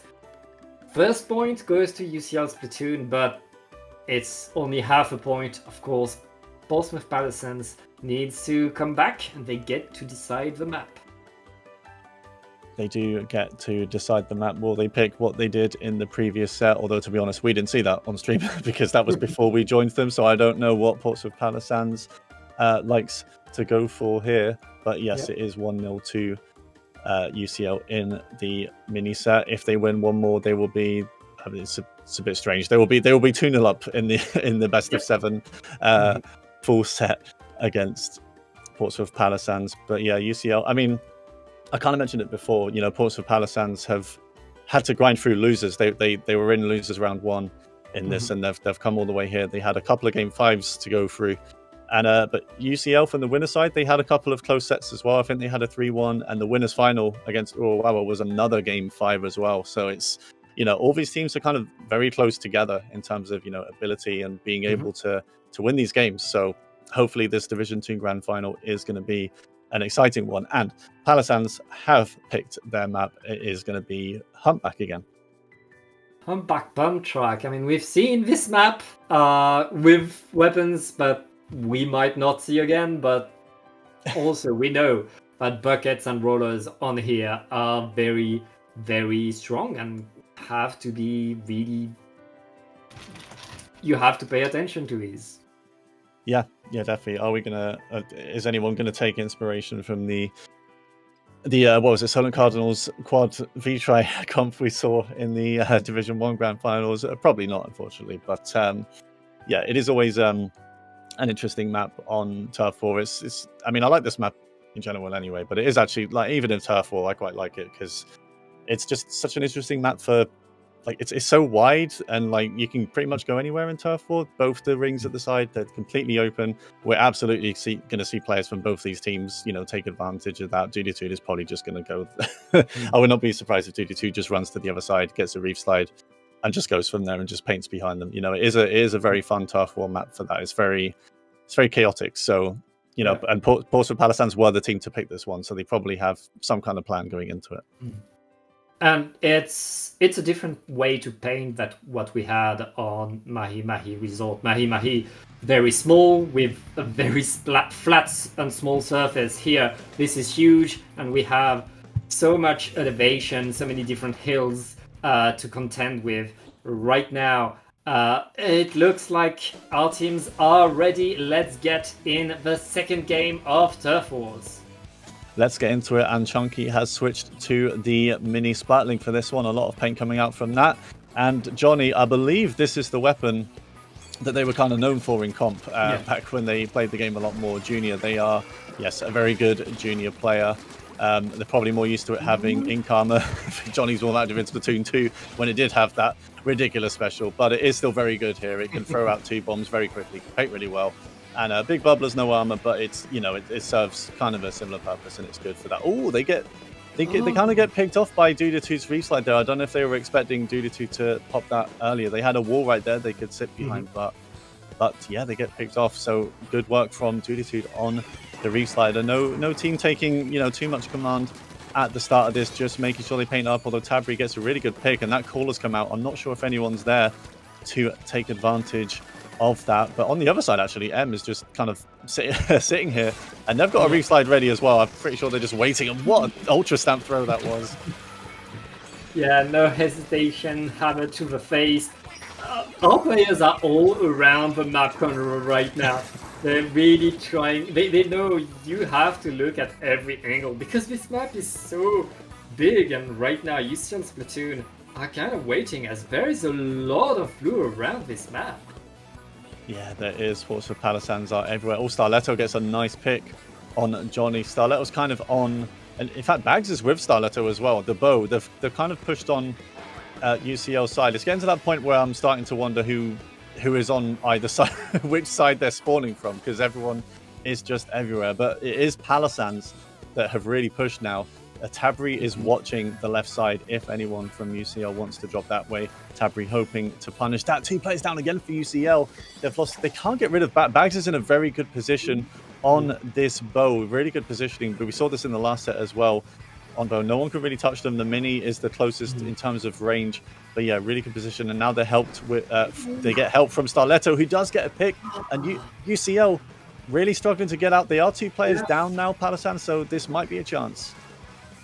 Whoa, and Tabri punishing that hammer right there, that completely cuts that way back into mid, plus the strikes to completely deny the street as well, and the pick on the Dapples. Beautiful moves right there. You see on Splatoon, that push, that getting back onto the map that they're trying to get is not going well, and that map is so big. With 15 seconds left, they need to paint all they can. They got the splats, but now they need the paint. They do need the paint. Duditude throwing out one last Reef Slider. They don't get anyone, but they are still living. Who is going to take this game? That is, I mean, that's very difficult to see. Portsmouth Palisades they've missed quite a lot of their spawn. I don't know if that's going to come into play. And the winner by, what is that, 3.9%? 90 points. 90 points is UCL winning it again. You know what? It seems a bit kind of cliche to say, but I think it might have been the spawn. It might have been. There are quite a few areas there in Portsmouth Palisades spawn that weren't painted, and UCL were sure to paint all of theirs. I mean, it wouldn't have mattered either if they did win the fight at the end, Portsmouth Palisades, but UCL did clutch up there. You know, they got the important picks to get the player advantage. I think there was a 4v2. They all stayed alive, most importantly, just to keep the paint going. No one got punished by Duditude's final Reef Slider. And, you know, that was important because if one player goes down there with that margin, I think it's over. Conroe, that map is pretty much twice the size as Mahi Mahi Resort, but the points were closer than in the previous game. Really, UCL Splatoon had to work incredibly hard to get back onto the map. Both with Palisades, they really knew how to play this map, how to control this map. They lost the fight that you don't want to lose in Turf Wars, the fight that is usually the fight that decides it all. But everything else they did so perfectly. But of course, in Splatoon, you're never safe. You always have to fight till the very last second. Yeah, you do. In Turf War especially. I mean, so much can change in the last minute. We do love saying it, especially on NSE where they do play more Turf War. And yes, Starletto was getting so... I think Starletto on the roller and Bags on the bow, they were doing so much work for Portsmouth Palisades when they got into that position. But I think maybe, I don't know if they got caught out, but maybe there is a time to slowly back off a little bit, just so you don't get picked off. Like, I know you might not want to back off, but if you get picked off when there's about 45 seconds left, that's actually a really bad time, because that's like the perfect amount of time that the other team has to come back into the game. But it is quite a tough decision to make in the moment, because you don't want to back off and give them space, but at the same time you don't want to feed. You don't want to go down and let the other team take back that control. You know, I mean, Turf War doesn't get seen too much, but it is quite a difficult mode, honestly, because there are little decisions like that. The whole map is the objective. You know, do you back off towards the end to give them space, or keep pushing up? And it's just like, you just have to live. I mean, you know, live above all else. Live but still get picks. What can you do? You just got to play perfect for 3 minutes. Yeah, as you said, it's a very complex and hectic mode, but we're done with Turf Wars. It's 2-0 for our UCL team. Now we are going to game number 3. That will be Splat Zones on Umami Runes, a map that was chosen by Portsmouth Palisades. Yeah, Portsmouth Palisades picking this one, going for two, a zones map with 2 zones. Interesting when you have a Reef Slide, but I guess Duditude doesn't tend to play the Reef Slide for zones. I mean, they got a pick there. They do get punished, but they did get the heavy edit as we move into game 3. UCL 2-0 up. If they win this one as well, they will be 3-0 up and right on the doorstep of winning Div 2 Grand Finals. But they're taking, they do win that team fight there, and they are taking aggressive positions. Veloth on the Wiper getting up to Dome straight away. They have M on the Dapples as well, just making space. They do back up. Everyone actually backs up for the caller. Good coordination. The Reef Slide goes in, does get a pick, and the hammer from Veloth to follow. Really good coordination here from UCL to get several picks, and Palisades are going to have to just fully reset. Yeah, UCL's platoon right there. They are riding their momentum. They're getting stronger and faster even than they were in Turf Wars.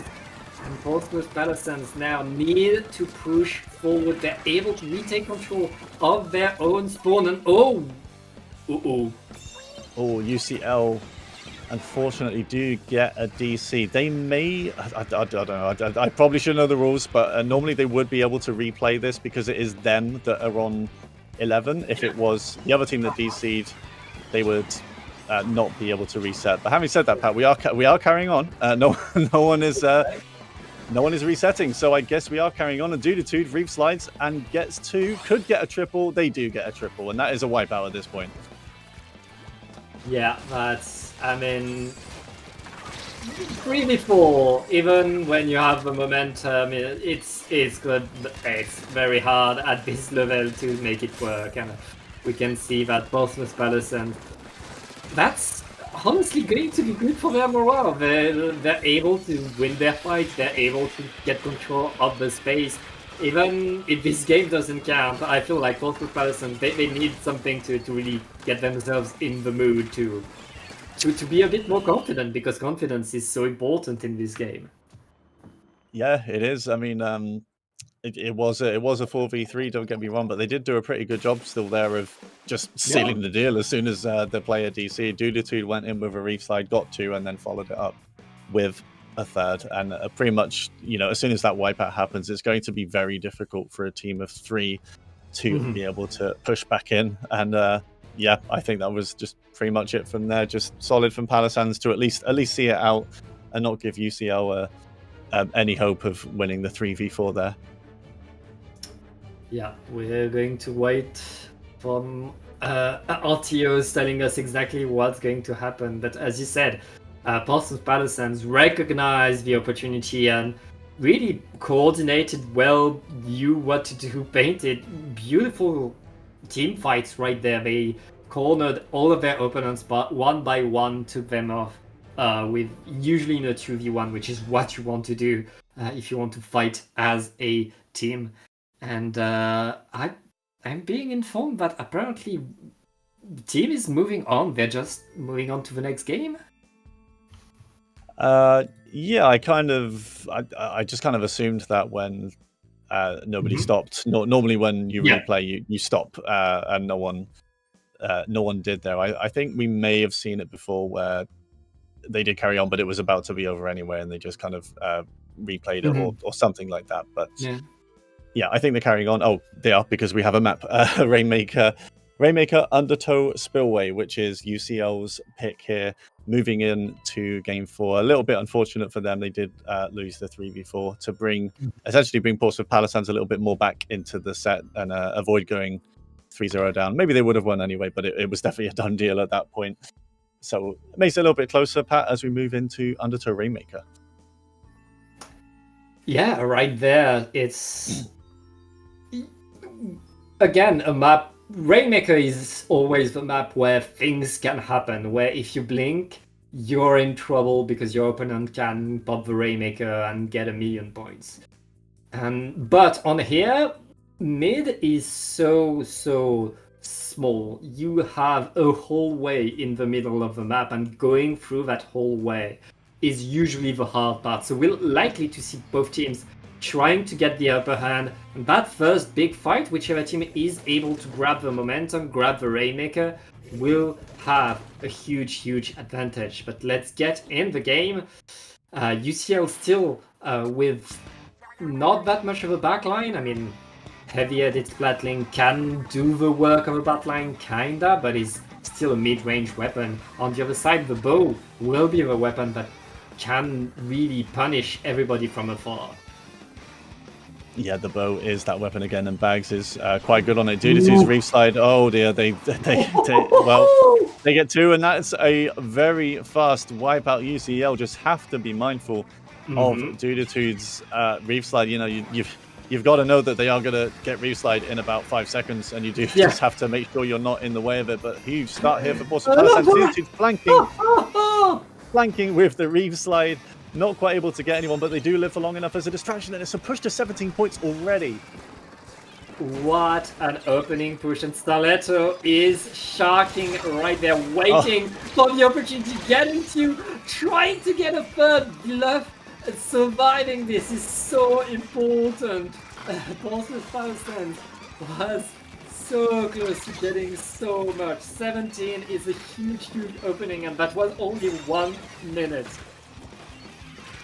So much happening in the space of 1 minute there. UCL, you know, they're recovering from last game. In this game, they don't even know what hit them this early. Starletto trying to do something, but they do get punished for it. But that's no big issue for them, really. I think UCL just about kind of recuperating from that, able to reset. Oh, Johnny gets the big bubbler out, but they actually get picked off, I think, from the bomb. So not able to use that at all. VLUF uses the Ultra Stamp. I just hear a Reef Slide, and I hear a Reef Slide, and I see a player icon in blue at the top there go black. It's just these Reef Slides constantly getting value from Dude. Yeah, but both teams have a Reef Slider. We have blue Dapples that also can go in and be very, very dangerous right now. Players are falling left and right from both teams, and it's still the fight for that middle hallway, with everybody being very patient, knowing that they need more than just presence in mid in order to move forward. Yeah, definitely. And Chunky picks it up. Oh, they get pushed by a player. I think they get a trade. So UCL kind of lacking the players to push. Although, having said that, Palisand's are lacking the players as well. And there might be a way forward for Chunky. If they can get it on the left, they do have M with them. Is surely going to push up. This should be the checkpoint, and it is. And this is a huge chance for UCL to turn this around. The Reef Slide going into the bubble. Reef Slide coming up for Dudetude, and that is a wipe. Oh my goodness, Dudetude. Between the kills and the assists, I think that was 4 for them. You can play that game!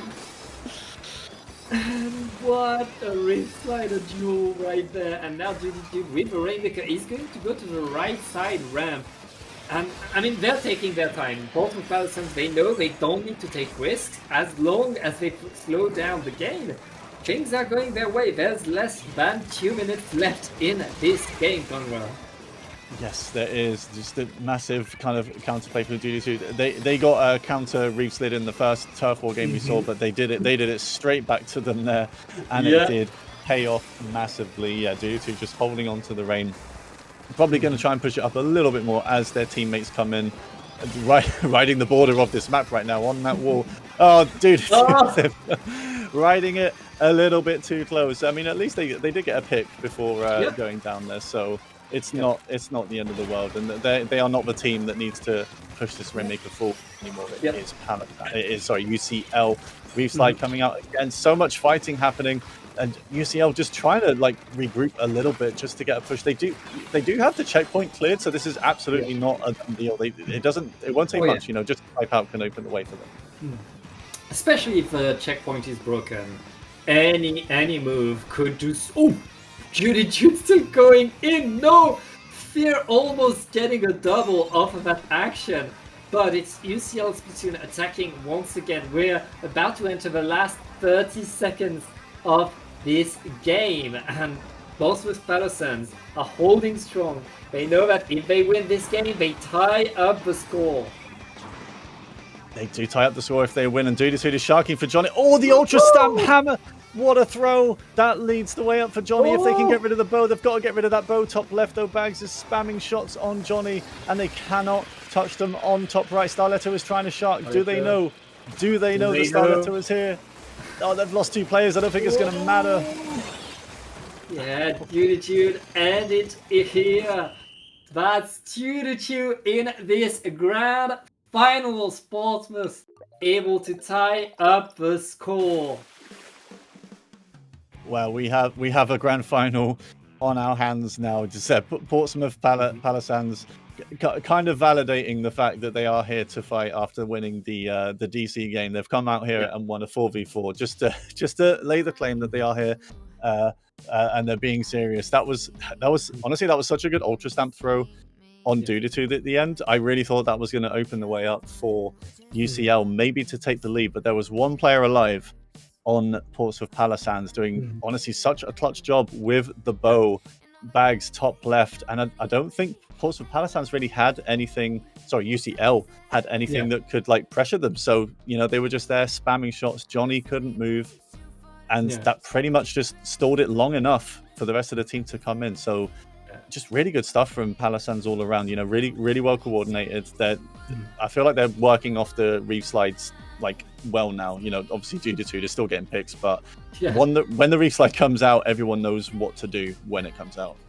And it's always terrifying when you have the Rainmaker, but the other team has one player somewhere and you don't know where they are, and there's just a few seconds left on the clock. You need to push forward, but you don't know where to go. You don't know where to look. You know that a single mistake will cost you the game. Right there, UCL, they hesitated because of that. They hesitated because they knew they didn't have a straight line to the end, and right there, Portsmouth Palisades was able to punish them to get that victory. That's 2-2.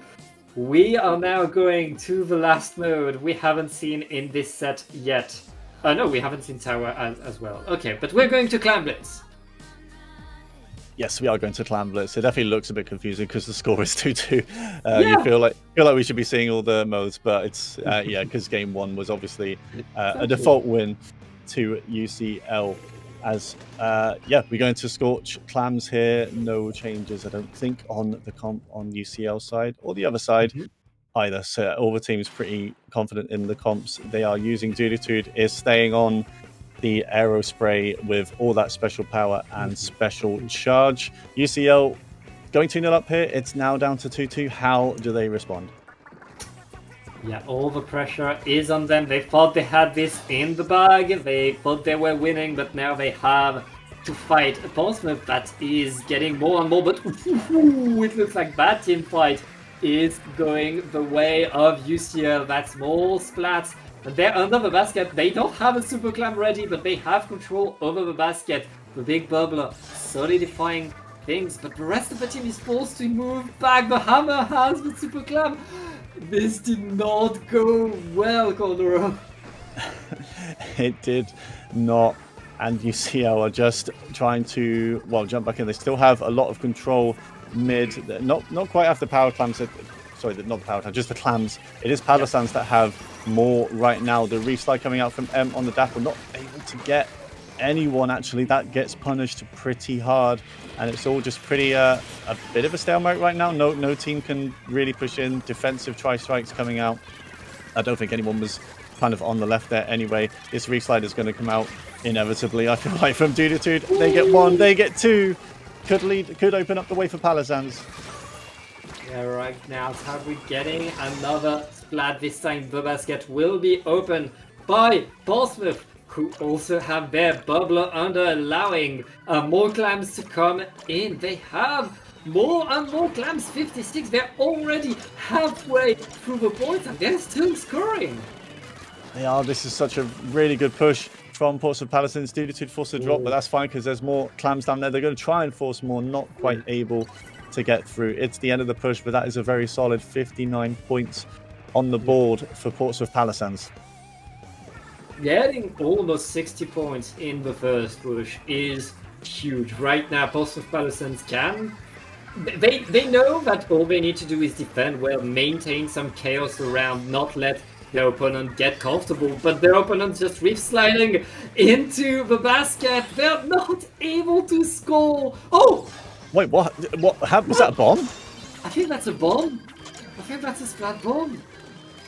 Wow, yeah, they put the bubble up and I think they just put a bomb down on the ground and there were just 3 players there. Oh.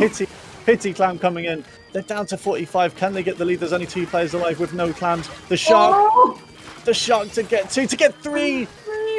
Absolutely popping off. There's not time. Oh, this is not time. Well, this is still not bad. They might have to. Oh, never mind. Starletto is just going to shut this down with a nice double. UCL going to be able to hold mid, I think. But yeah, that was just crazy. All of that from just a triple with one bomb. Yeah, incredible fighting, incredible taking over by UCL Splatoon, but they're behind. They're still behind in the score, but they're pushing once again. They want more. They're able to open that basket, but the Reef Slider punished them right there. Every special is being activated, and Dilaf is also splatted. The basket is going to close till 45, both with Palisand. Despite 2 monster pushes, still in the lead. They are, but there are 2 UCL players trying to push that plat, although they both get taken out. Duditude, I think, is auraed from that. It is only 1 player alive on UCL. That is Johnny. They're going to back up with the power clam. Yeah, like just over a minute left. It's very close, though. I think the next push might decide the game. UCL, they pretty much just need 1 power clam and then an extra clam to take the lead, at least. Duditude going for the greats, but they get punished for it. It is just going to be about this team fight. The Dapple's trying to go. Starletto is actually in the... It's Bubble versus Bubbler against 2 bubbles going out near UCL's basket, but Starletto goes down first. And I think UCL just kind of waiting for the chance to go in. There's a lot of paint to fight through. They need that initial pick to get it going. The Dapple's going in with Reef Slide. Could get someone they're not able to. Again, more power, more clams on Palisand's side. But yeah, UCL just need to find a way in. Yeah, both those Palisands retaking their control. They have 2 Super Clam ready. Duditude coming in with another Reslider, forcing the Big Bubbler to be activated. And right now, UCL, they're playing defense. They don't want to be playing defense, Conroe. They need to push, and they only have 10 seconds of normal time to do so. They do have 10 seconds of normal time. They know they're going to need overtime here. They do have that power clam from Johnny, still ready to go. is trying to push over the grace, and they are able to. Oh, but they get taken out before doing anything else. But the Ultra Stamp as well. 2 players down. Are they going to be able to keep it going? Johnny is desperately trying to push up. 2 players alive. Johnny goes for it. Is this going to be overtime? Yes, it is. They need 1. They need 1 clam. 1 clam. They got it. What a game.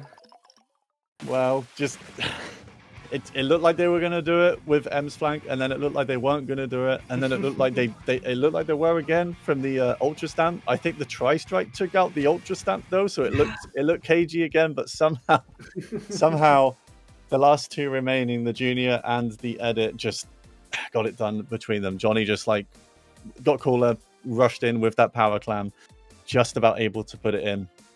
And then the Edit was just able to follow them and throw it in. I think that clam they threw just hit the basket as well. It was a little bit right of it, and I think it was like, it must have been close to missing that. They might have had time to throw another one in anyway, but yeah, well, what an insane game 5 that was for UCL, just clutching it at the end to put themselves on the doorstep of winning Div 2 here and finish 5th overall in this season of NSE. Yeah, that was a crazy moment right there with Johnny's bomb just killing 3 of them. Yeah, incredible play right there by UCL, putting them 3-2. Which means they are on match point. They are on division point. Conroe, 1 more game would let them be the champions. Yeah, it would. They've had to fight pretty hard to get to the grand final. I know we did it on the winner's side, but yeah, they had some close sets, as have Palisands. Palisands are going to have to do it again. They've had 2 game 5s on their way here in the losers bracket. They're going to have to take. It would be a game 7 this time, of course, but it is the game deciding set. They're going to have to do it twice in a row. First on tower control. Now, okay, I was just about to say, are they going to go back to the map where they clutched up big time against Urawawa? And they are going back to tower control Inkblot, where Urawawa is still on top for most of the game, but Pulse of Palisands just found the formula to win them at the end. And once they got a foothold in that game, they didn't give it up. This is the map mode where we know Pulse of Palisands can come back, whatever happens, that you cannot count them out. Once they were able to get momentum, once they were able to get the positions on the top of the map, on the top of the enemy platform. They really rode that momentum, rode that tower, got all the points, and that's what they want to do now. They know what they need to do. The whole question is, can they do it? And one thing for sure, Conroe, they are not facing the same team as they did in low bracket finals. They are facing UCL. UCL has their a semi-backline. Forge Pro is not going to work as well, but Duty is still bringing it. Yeah, I guess it is more of a map pick maybe, because the Silver Arrow's been working so well. I don't think they would switch off it for that reason. So yeah, definitely just a map mode pick here. It means they do have a BR bomb besides the tri-strikes for a possible GG special, but it is UCL who are trying to push the. Sorry, I got confused because I think the colours are the wrong way around for now. But yes, it is UCL trying to push first, and 2 players down for them now. So it is going to be Portsmouth Palisades pushing, and probably going to get the first real big push. Probably going to get through this checkpoint. Having said that, the really good ultra stand from VLF coming out. Oh, but the BR bomb position taking them out as well. But Portsmouth Palisades have just lost too many players, so it is not going to be a push. Yeah, and Portsmouth Palisades right there. Forced back, forced to wait. UCL Splatoon is the team that has control of a bit, but Starletto is to the side with that roller, able to just go behind everybody, and he's going to push the platform as well. That's made for free for all of Palisades. And UCL Splatoon right now defending very well, able to punish Portsmouth as they're trying to push in. Yeah, Starletto just getting a little bit overzealous with the ink usage. They got caught out, which is very easy to do on a weapon like Roller. Suddenly you've got no pain, and it's like, well, I can't move. So you do get punished for it. And UCL getting a foothold in this. They have all the players alive. It's just the Roller and Bags for now, trying to stall, which Bags is very good at on the bow, but they are now being pressured by M on the Dapple. They are at least able to take out 3 players from UCL.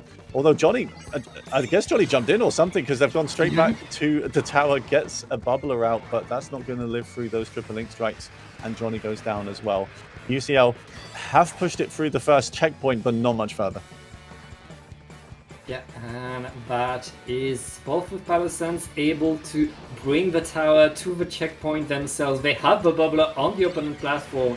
That's getting a lot of heat, but nobody's looking at the tower. Bags can simply ride it through that checkpoint, which means both of our teams are now trying to go through the second checkpoint. And Portsmouth Palisades, they have a good attempt right there. It's 2v2 still for the tower. Starletto is still sharking around as Duty is using the booyah and keeping the tower. It's not over.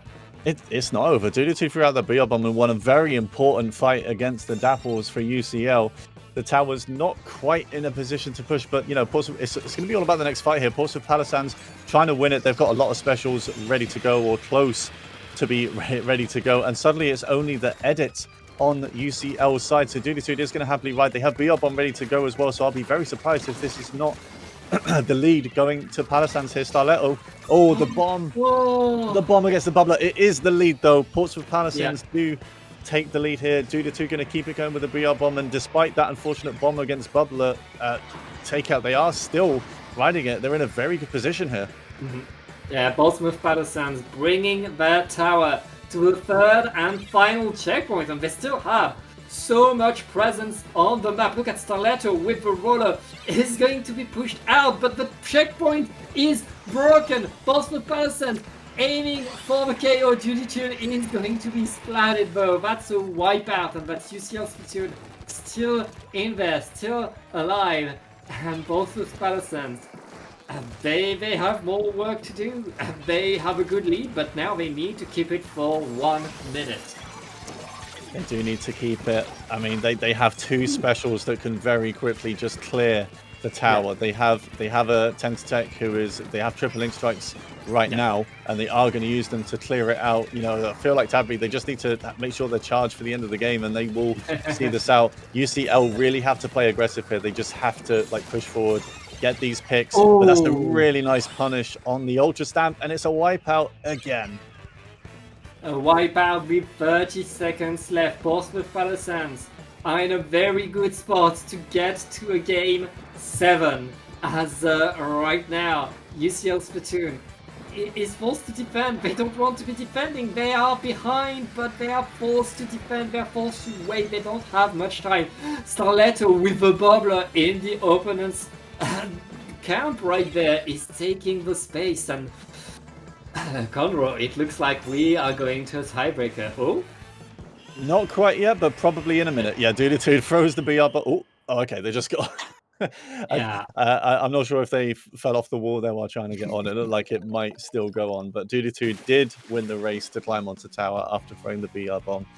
That's the reason why Portsmouth Palisades chose that map for tower control. They do win it to take this set to 3-3 in the grand final. We're going to game 7. Portsmouth Palisades for the 3rd time in this bracket, going to the game to decide the set. Can they do it a 3rd time in the grand finals to win them this thing?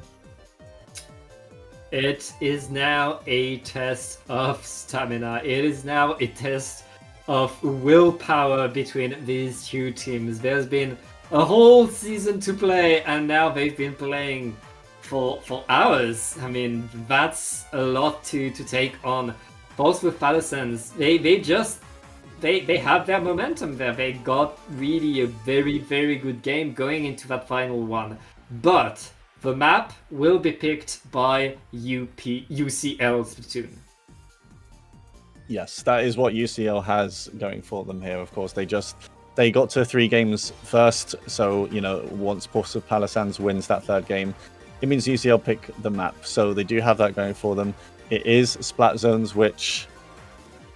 I mean, did they win here before? No, because that was the game where they had a DC. So they didn't win here before, but they probably won't feel too kind of not confident about that because it was a 3v4. But they are going to pick the map Robo Roman for the last game of the season.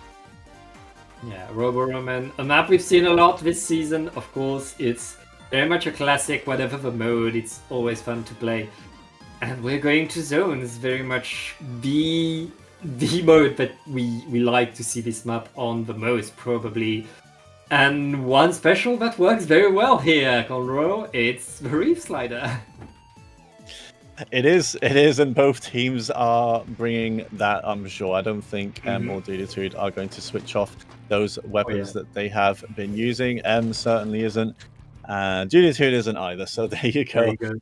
Yeah, tripling strike again on Portsmouth's side as well as they try and get this done. No changes as well on UCL's side. Just, I mean, there's a lot of paint on both of these teams, so it might just end up being about, well, it will end up being about the picks here, probably from these reef slides and how much punishing they can do from the reef slides. And Dooditude is going to go in and get 3.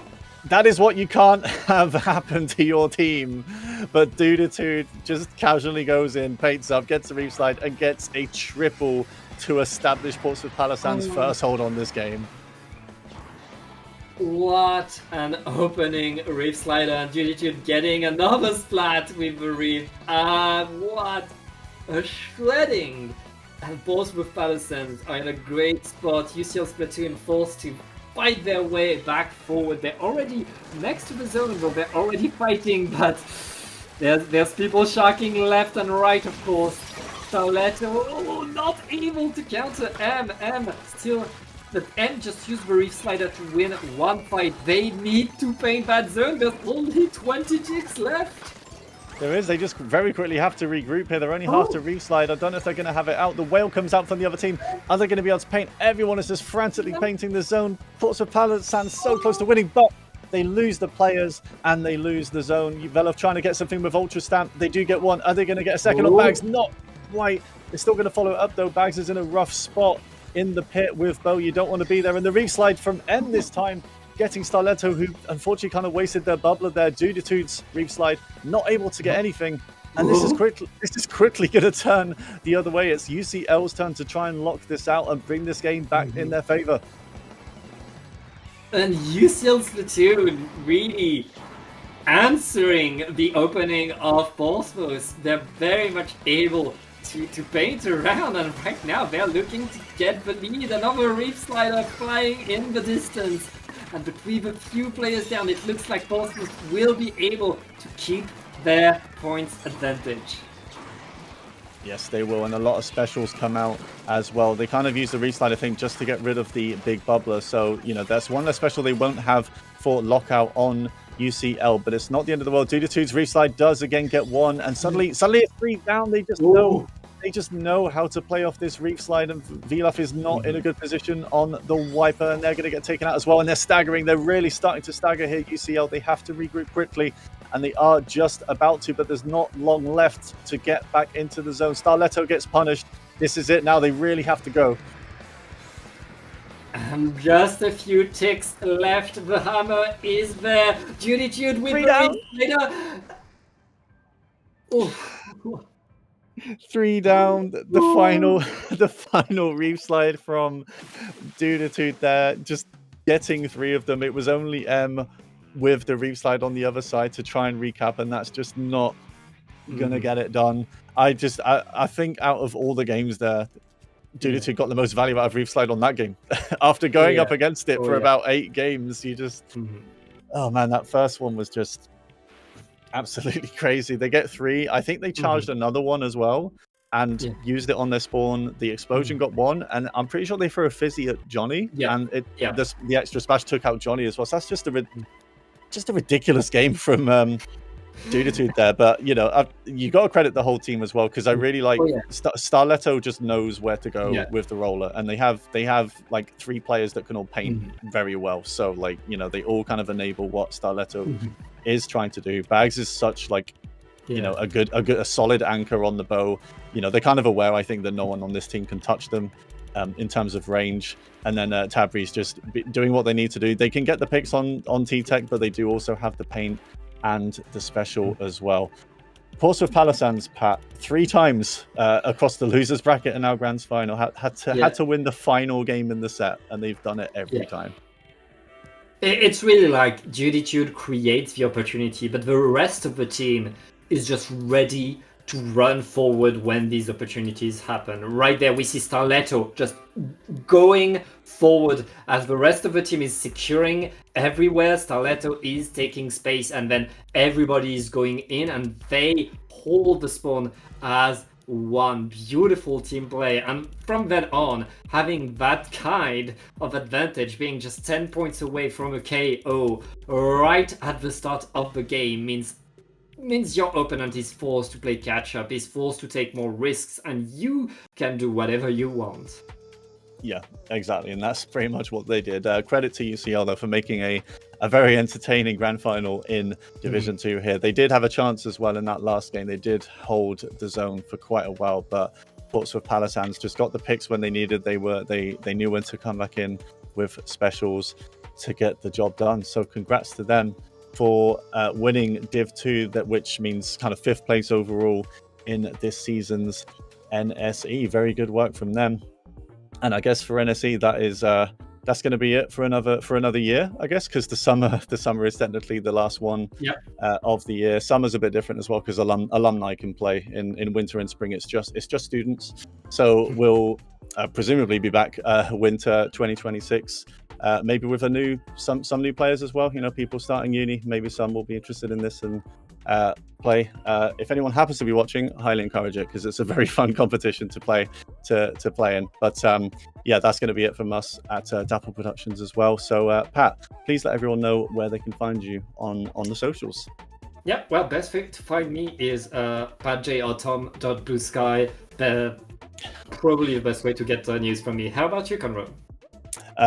So my blue sky is convo.sbl.bsky.social, and I do also stream on Twitch sometimes. It's just twitch.tv/convo. I stream this game normally when I'm playing comp or just doing whatever. But thanks everyone for being here. Huge thanks to Dapple Productions and Jorian, our producer, for most of these streams here. Again, as always, much love, and thanks for co-commentating with me, Pat. It was very fun, and I hope everyone joins us again next season for more NSE. So see everyone next time. Bye bye.